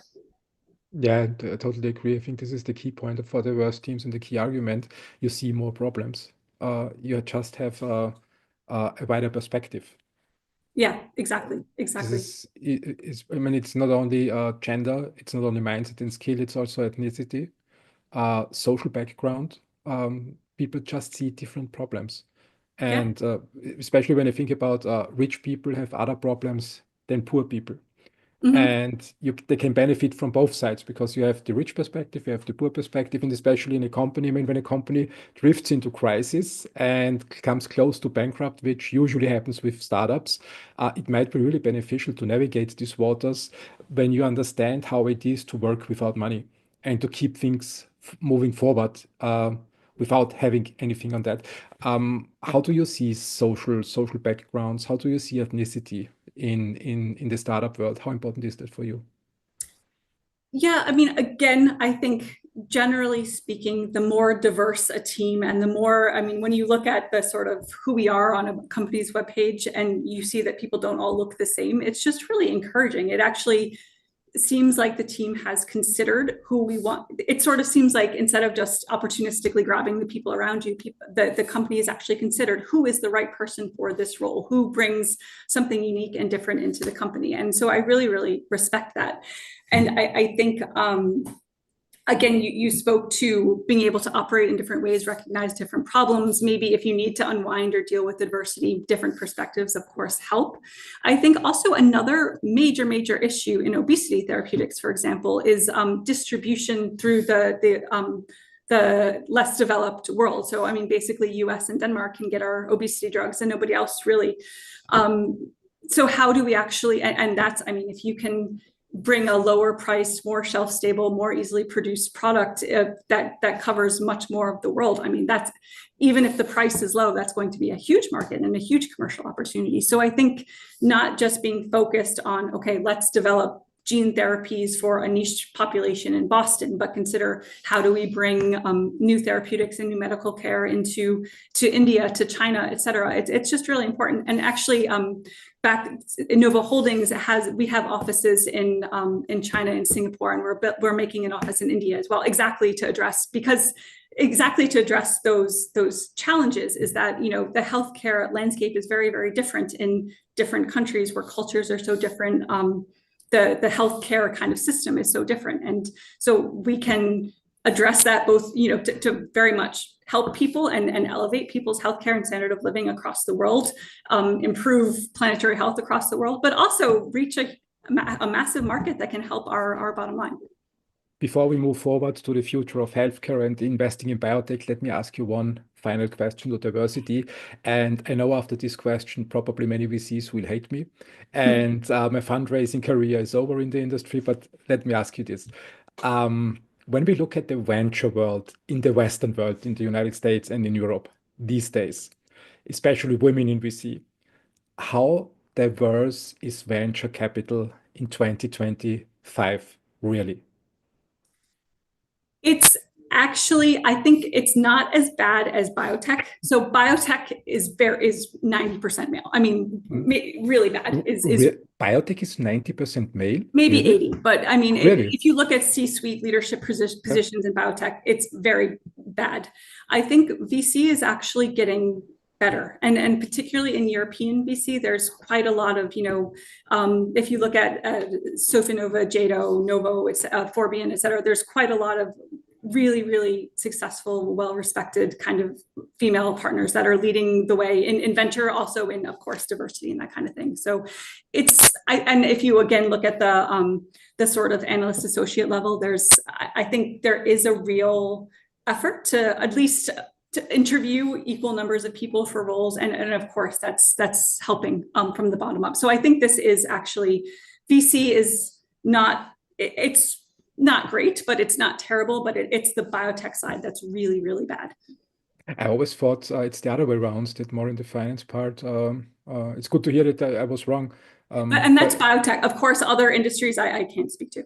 Yeah, no. But I've always thought that there are more women in biotech, because it's basically, you said women usually have more social skills than men, and a helping profession might be more appealing to women. And so I always thought there should be more women in biotech than men, actually, and this investing and turning things down and saying no and being sometimes rude and crushing dreams. Mark Andreessen said this in a podcast: our job is to crush dreams, and we do this. That's the male thing to do. But actually, you said it's the other way around, that there are more men in biotech at the C-suite level, and it's getting better in the venture world. That's been my experience so far. Yes. That's good to hear. That's good to hear. Let's move forward in the conversation to investing in biotech. Early stage investing. I learned in 2006, early stage investing can have a lot of meanings to different people and many different meanings. What's early stage investing for you? Yeah, it again has many different meanings and can be many different things. So for us, so just to give you an idea, two of the deals that I've worked on this year, one is, as I mentioned, a spin out of a target from Harvard with a professor, and we basically, the employees of the company are this professor as a consultant, and we have one of our venture partners as a day and a half a week, and then we have some consultants and an SRA and that kind of thing. So very, very small company creation. We put $2 million into that company. So very, very small.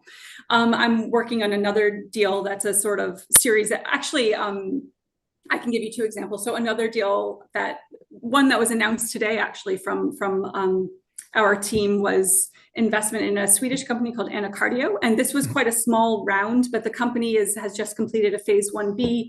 They had an extension round to complete the phase 2A, and then we'll be looking at kind of a phase 2B after that. So that's actually fairly, the sort of side entry post Series A is maybe not so early, but that still falls under our remit. And so the sort of Series A type, larger Series A type investment is still in scope for us, and everything in between. So it's really, really case by case for us. So do we have a concept we like where we want to fully build a new company? Do we see, a couple of publications from some scientists that we want to spin out and build the company around the science? Do we have the Series A companies, of course, have a CEO, CFO, pretty well-formed C-suite, lots of data entering clinic, et cetera. So it's a range for sure. My next question to you is, everybody wants to bring value these days to other people, and reaching out to investors always mean taking some of the time out of the time budget. What's the minimum requirement you want to see in the pitch deck? Let's assume a cold email. What's the minimum requirement that you want to see in the pitch deck that you say it makes sense to send it to you? I think it's a good question, and we are definitely more receptive to not perfectly honed pitch decks than many other funds are. So I will say that if you have great science, if you have a couple of Nature papers and an idea sent, and it's not in a deck, that also works. I think generally speaking, we'd like to know what the problem is that you're trying to solve. So what is the indication? What are you thinking of? What is your strategy for moving forward? Is it are you working with some medicinal chemists? Do you have what stage is the chemistry at, et cetera? So give a good, whatever you have, give a good and clear introduction as to where you are. And any sort of human data is really important. So it would be great if you have, taken some tissue biopsies and can show the efficacy of your concept in those, or some human genetics work, et cetera. Yeah, and where you want to go and what you're asking for, essentially. So you want how much money to get you where, and what is the plan to get there. So I think that's kind of what we want to see. But if that is an email and 3 Nature papers and just like I want to talk to you about this, that's fine. And one for our team, it's extremely common. So the anacardio deal I just mentioned, the Swedish company, we've been looking at that company for about 3 years, and it was never the right time until it was. So just because you send us something that's not polished and not finished, and it's not the right time for us to invest now, we have ample precedent that it could be in the future if you keep developing. And we're always happy to say, okay, you need to focus on this, you need to focus on this, call us at this time with this data. So I would say, yeah, I would say I would way rather have somebody send an unpolished, unfinished concept than spend, as you say, it's a huge time suck to make a pitch deck, than to spend, half their life making a sort of shoddy pitch deck without kind of the right inputs. And so and be open. I think being open and honest is really important. If you don't know how to make a company, but you think you have a great idea, then tell us that. And then, we're company creators, we can help you. And it's actually a lot better for us to help create something new than to take a company that was founded maybe with a messy cap table, some investments from, people that aren't professional investors, and a company that was founded messily. It's much harder to work with that than to take the raw material and to create something ourselves. But there are 3 questions I would like to ask you. The first one is, I interpret you in a way that, in your opinion, it's better to go out with an unpolished idea in a rough pitch deck, or, for example, a draft on a napkin, shoot a photo and send it to a VC, or to you, rather than spending 3 years polishing an idea that might not find the market. Is this really so? That people can approach you with unpolished decks, not spending years working on the pitch deck, putting together the perfect team, but just testing the idea with you, you give input, and then you still are interested to continue the dialogue later on? That's absolutely true. And that's true for our fund. For other funds, of course, that's not true. So I'm speaking specifically as a seed investor, company creator kind of perspective.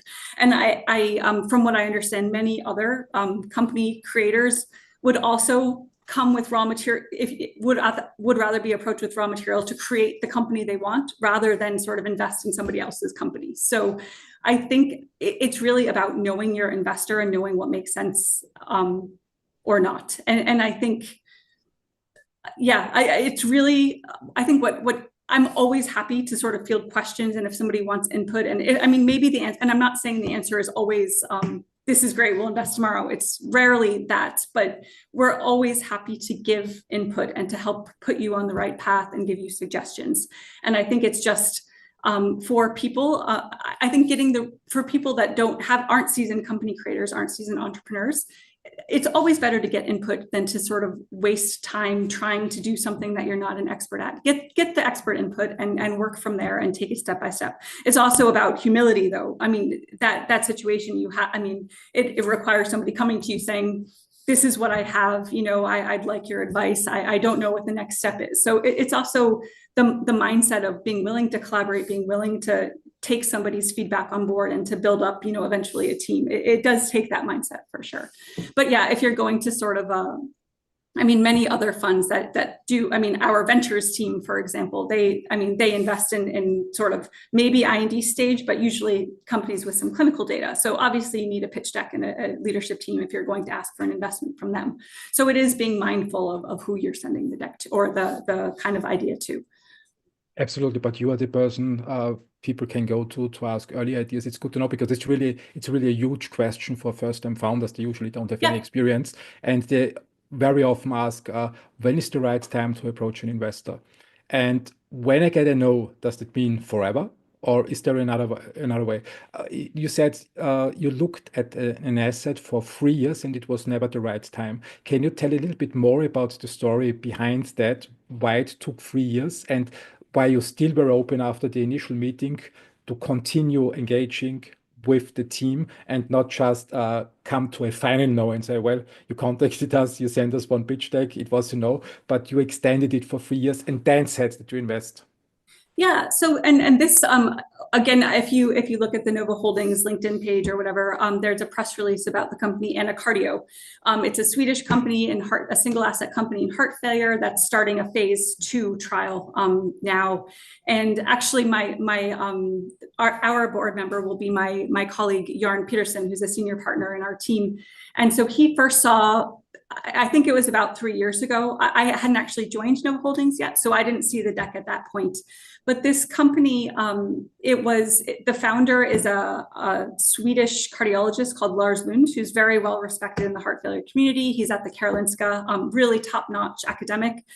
He had some academic work that was very supportive. So human academic clinical work, very supportive of this one particular target as a sort of a therapy for end-stage heart failure. And he really believed in this target and was very excited about it. And he created this company. The company they found some chemical matter from another pharma company, in-licensed that chemical matter, and were able to start a phase 1 trial. When I looked at the asset first, it was right when I started, so about not quite 2 years ago. And at this time, we were excited about the animal data. It looked good. The initial phase 1 data looked interesting. There was a lot of pros there, but there was definitely some risk associated with the molecule as well. So there was no efficacy data. There was the phase 1 was very small, not really enough to show safety. And if you know anything about the heart failure investment space, therapies for end-stage heart failure, there aren't really any. And therapies that make your heart beat kind of better. There's actually quite a lot of risk in the community around that type of therapy, because there were some drugs that actually came to market 10, 20 years ago that ended up causing more and more, even though they made people feel better, they caused mortality. So they were taken off the market very quickly. And that was a bit scandalous. And this class of drugs kind of has a bad name. So there was some risk associated with the molecules that we just weren't ready to take on at the stage before there were clinical data to kind of clear that risk. And so when they sort of were able to complete their the initial or the phase 1b trial, I guess, where they were in heart failure patients and did follow the patients in a multiple dosing paradigm over 7 days, and the tox data looked quite good, quite encouraging. Then it was all of a sudden that big risk that we had flagged that we just weren't willing to take, that had not gone, but it had been substantially de-risked. And so at that time, we thought, okay, well, actually the biggest risk we're kind of happy taking on. And there's quite a nice path. So the investment we did now is a bridging investment to a larger round. So we will have another chance. It is sort of like a built-in tranching system where we'll have another data readout where we should actually see some efficacy data. If that looks good, then we think that's a profound de-risking for the phase 2b trial, which is, hundreds of patients, fairly expensive. But putting that money in when you've already seen that the drug to some degree seems safe and works in a small population. That's the investment that we really, really like. So again, it's about sort of a good track record, good founding team, good foundational data. And the time, there was maybe a little bit too much risk for us at that time. But then, once that risk was sort of managed, then of course we wanted to invest in that particular company. And I think this is very common for earlier stage companies as well. So if somebody comes to us with a sort of hit to lead stage medicinal chemistry compound, with 1 or 2 assets in the pipeline, maybe we don't want to put $20 million into, a med chem campaign that could go, in a million different directions. Maybe that's not the sort of risk, that's not the investment we want to make. But all of a sudden, when you are approaching, you have your eyes on a development candidate, and then all of a sudden the risk profile is very, very different. And maybe that's the investment we want to make. So, and again, I know it's really frustrating for founders that when you really need the money, nobody wants to give it to you. And then when you sort of have a pretty good case, then all of a sudden it's easier to find. But yeah, that is unfortunately the way it is for us. And it's about finding the right investors or the right funding bodies that do take on much earlier risk. So yeah. Yeah, I think it's a good lesson for founders. A no from a VC doesn't necessarily mean it's a final no. No. It makes sense to stay in touch, to keep updating, to keep not turning around at the conference when you see them because they said no 2 years ago, which could mean it's no forever. So there might be a later point in the development where the asset becomes hot and interesting again. Yeah, and actually just today, I received a Christmas card from a company that I looked at last year, and my feedback then was, this is interesting, but we'd like to see some in vivo proof of concept data. And I just got a Christmas card today that was, we have really exciting data to share. We'll follow up later in the quarter, Happy New Year. And it was like, oh, that was such a nice touch. It was like, wow, this is, that has not happened to me before. And it was just really great. So now they're certainly back on the radar. I'll probably reach out, maybe after JPM, after all that chaos settles down, and just see where they're at and see what that data does look like.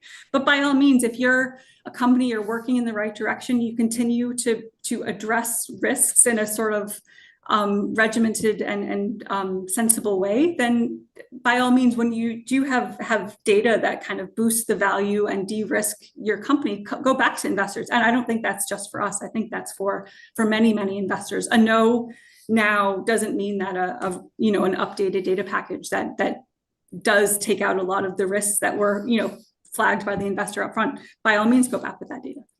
So the learning for the founders then is, in my opinion, that getting funding from a VC is a process that usually takes a longer time. And the first meeting is just the first meeting of a series of meetings. It's not the final no, it's not a final decision after 30 minutes. It's just the starting point. Yeah. And I mean, of course, there are situations where you could get a final no. I mean, if something is strategically out of scope I mean, of course that happens. But I think, I think you need to be ready to tell a story, and you need to sort of set the expectations for the meeting appropriately. So don't pretend that you're in clinic next year when you have some hits in a medchem. So be realistic and kind of address the gaps and have a plan to move forward. But yeah, I think it's quite rare for any of the funds I know where a no means final no. Always come back with new exciting data. Of course, and always given that it's the right strategy, it fits the fund, and it's the right point in time. When someone pitching, let's say, the latest med tech to you probably doesn't make sense when you don't have it on your strategy. But then, no matter. You mentioned that you did do your investments stepwise before with this 3-year story. I like the term that Alex Stavronkov coined on my podcast, Molecular Dottery. He said in the podcast 2 years ago. He runs in silico medicine.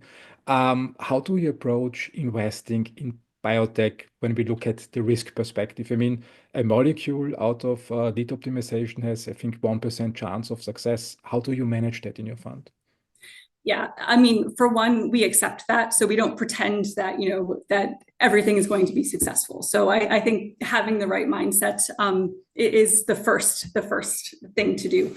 And then it's really about building a good plan. So it's identifying with the molecule in lead up, what is the key risk at that stage, and what is the next key value inflection point, and how do you get to that point in the most lean way? So it's all about balancing. I mean, if you drip feed a company, it's probably not going to be successful. You need enough money to capitalize the company that they have a few shots on goal, they have a few chances, and they can invest. They can actually put the resources in that are needed.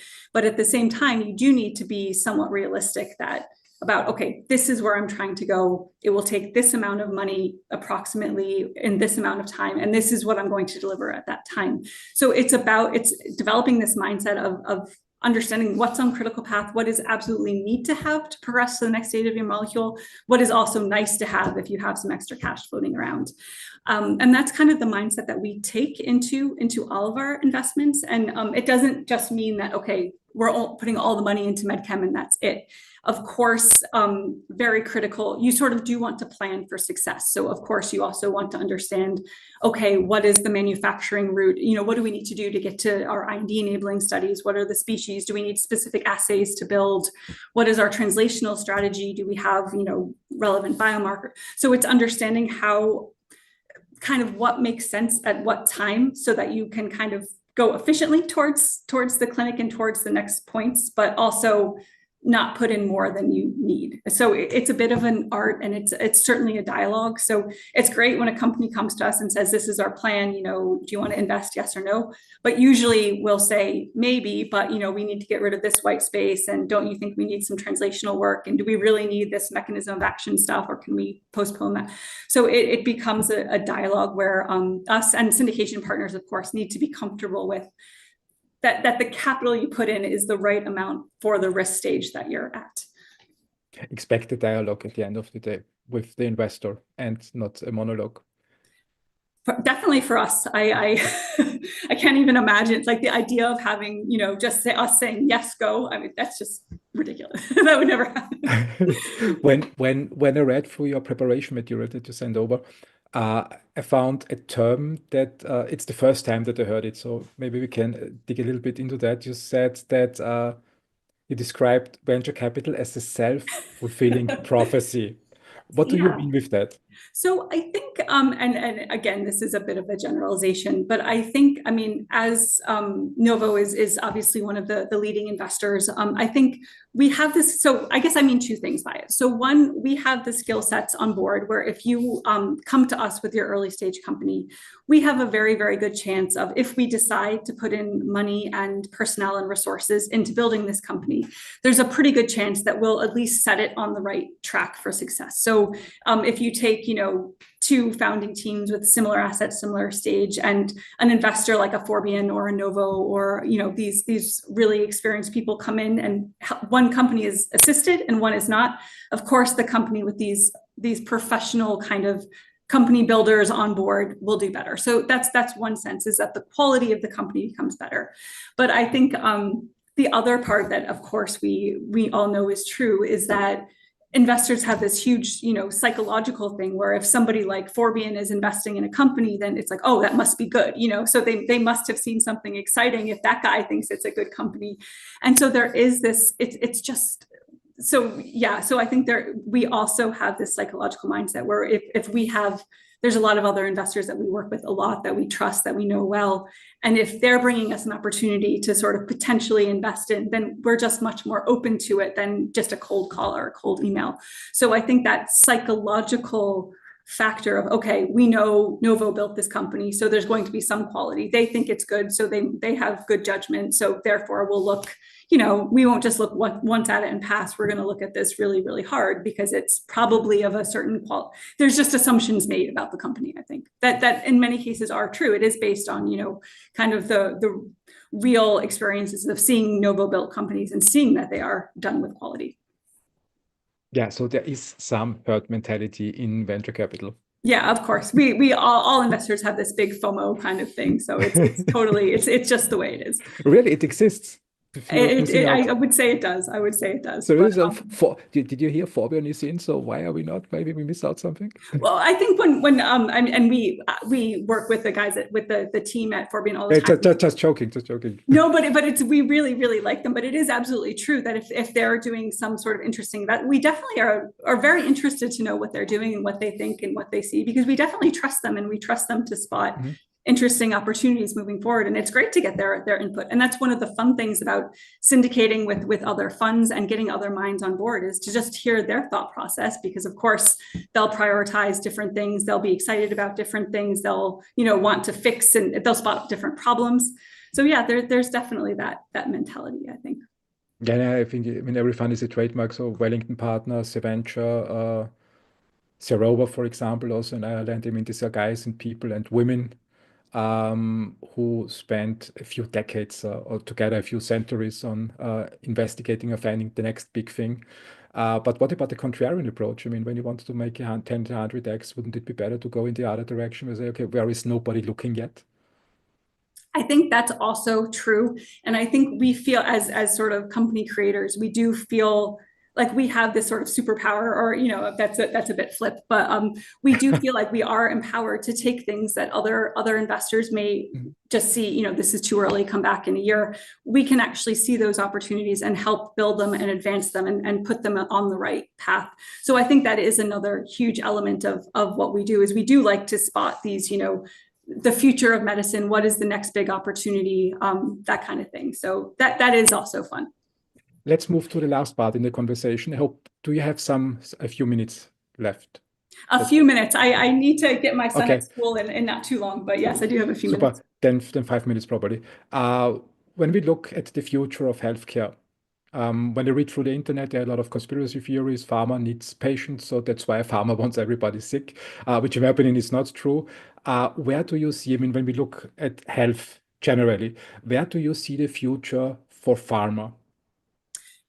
Yeah, I think I also, Pat, especially from my experiences with Novo Nordisk, and that's my main experience. They certainly don't want people to be sick. It's a very ethically minded company, and the scientists and the people working there are truly committed to making patients feel better and developing new therapies for them. And it is just sort of a fact of life that many people, unfortunately, will be sick in their life, and there will be health problems. And the more you treat some health problems, that you're postponing to a new generation. So I think pharma and Novo Nordisk absolutely invests in healthcare infrastructure, in lifestyle kind of modification programs, et cetera. They absolutely do invest in that, and that by no means will, limit their market. If anything, it'll help their brand and kind of help the overall product, I think. But I do think that in pharma, I think there's sort of two parallel directions that need to be addressed. So one, of course, is what we're all excited about, the advanced medicinal products, the stem cells and the regenerative medicines and gene therapies and cures for these really, really severe diseases. And those, are advancing, will continue to advance, and is a big part of what we do in venture capital, is investing in these companies with the future of medical products. But I think the other path is actually making drugs more affordable and disseminating them to broader areas in the world. And if you talk to the Novo Nordisk obesity, strategy people, for example, they of course want, new therapies that are better than what exists, but they also want therapies that are more democratized, where patients have to dose either less frequently, or they can take a tablet that's much cheaper. It doesn't necessarily have to be about hitting 25-30% weight loss. It can also be about hitting 10% weight loss, but in many, many people, it can be more of a preventative therapy. It can reach, a wider population. So I think by all means, there's eyes in both directions. So, the fancy therapies that will, cure disease, but also making therapies more accessible. I think that there will eventually, the anti-aging and health span and all these people that are investing in these areas, maybe we're not ready for health span and life prolonging drugs yet, and the regulatory path's not clear. How these drugs will actually be approved is mind-boggling to me still, overall. But I think that ultimately, we know the market is there, right? In some ways, it's very much like obesity, that the market is there, but how you reach it is just yet to be determined. I think absolutely that will come in the next, 10 years, something like that, where we will see more, not just billionaires investing in what and who knows what, but actually concrete assets that are being progressed through the clinic in a reasonable way. And maybe this is taking indications like sarcopenia, frailty, some neurodegenerative conditions that are associated with aging. That's obviously the place to start before you go for the broader population. GLP-1s and some of the obesity medications might go this route as well eventually. But I think there will be more. There will be pharma companies and biotechs that are looking more and more in that direction in a real and achievable way. And I think preventative medicine, I'm kind of hoping will become more and more kind of commercializable, if you will. It's obviously a very difficult place to enter. The clinical trials, if the sort of regulatory paths stay what they are now, the clinical trials are a lot more difficult, unless you're looking in rare genetic diseases or that kind of thing. It's more difficult, but obviously the socioeconomic benefits would be massive if you can actually crack that one. And I know many pharmaceutical companies are working in that area very, very actively. So that's an exciting place as well. Yeah, amazing times for pharma and health in general. I mean, all these new gadgets that we have, data, Yeah. connectivity, supercomputers, quantum computing, it will be very helpful. And especially also the billionaires, they are now in their early 50s or early 60s, afraid of death. Now they need to invest in health, and this will also drive the market forward. In the last 1 or 2 minutes, is there anything open from this podcast that you would like to address at the end? I don't think so. I think it was a great discussion. I don't think there are any sort of real outstanding points. Your point about quantum healthcare, that is also something that the Novo Nordisk Foundation as well as Novo Holdings are actively addressing as well. So we're starting to look into quantum technologies to invest in, and that's Oh, really? obviously for my 11-year-old son. I think he loves gaming, as you know, Yeah. as many 11-year-old boys do. I definitely want him to explore what quantum computing is. It's one of these areas where I can't really tell him because I don't really understand, but I think he is has the right sort of brain plasticity and openness to learning, where he's well poised for that generation. So yeah, that's a really exciting area. Gaming is good for boys. I mean, look at Elon Musk. Elon Musk is a gamer. So when I read his biography, he started gaming in his early teen years and kept it up until then. So your son might be the next Elon Musk, and maybe he brings quantum computing to the market. Yeah, that's a good place to end on. I'll go pick him up and tell him you said so, and he'll be very excited about that. So that's quite fun. Marie, thank you very much for this pleasant conversation. I really enjoyed every minute. Thank you for being so open and sharing your personal story on the podcast. I believe it's very helpful for people in similar situations and privately and in business. And listening to your perspective might help them navigate rough waters that come sometimes in business and life. Thank you very much for being on my show. Thank you so much. I also really, really enjoyed every minute. I was sort of wondering how we would fill 2 hours, but it just sort of flew by. So thank you very much. It was great fun. And yeah, looking forward to being in touch in the future. Let's stay in touch and have a great afternoon with your son.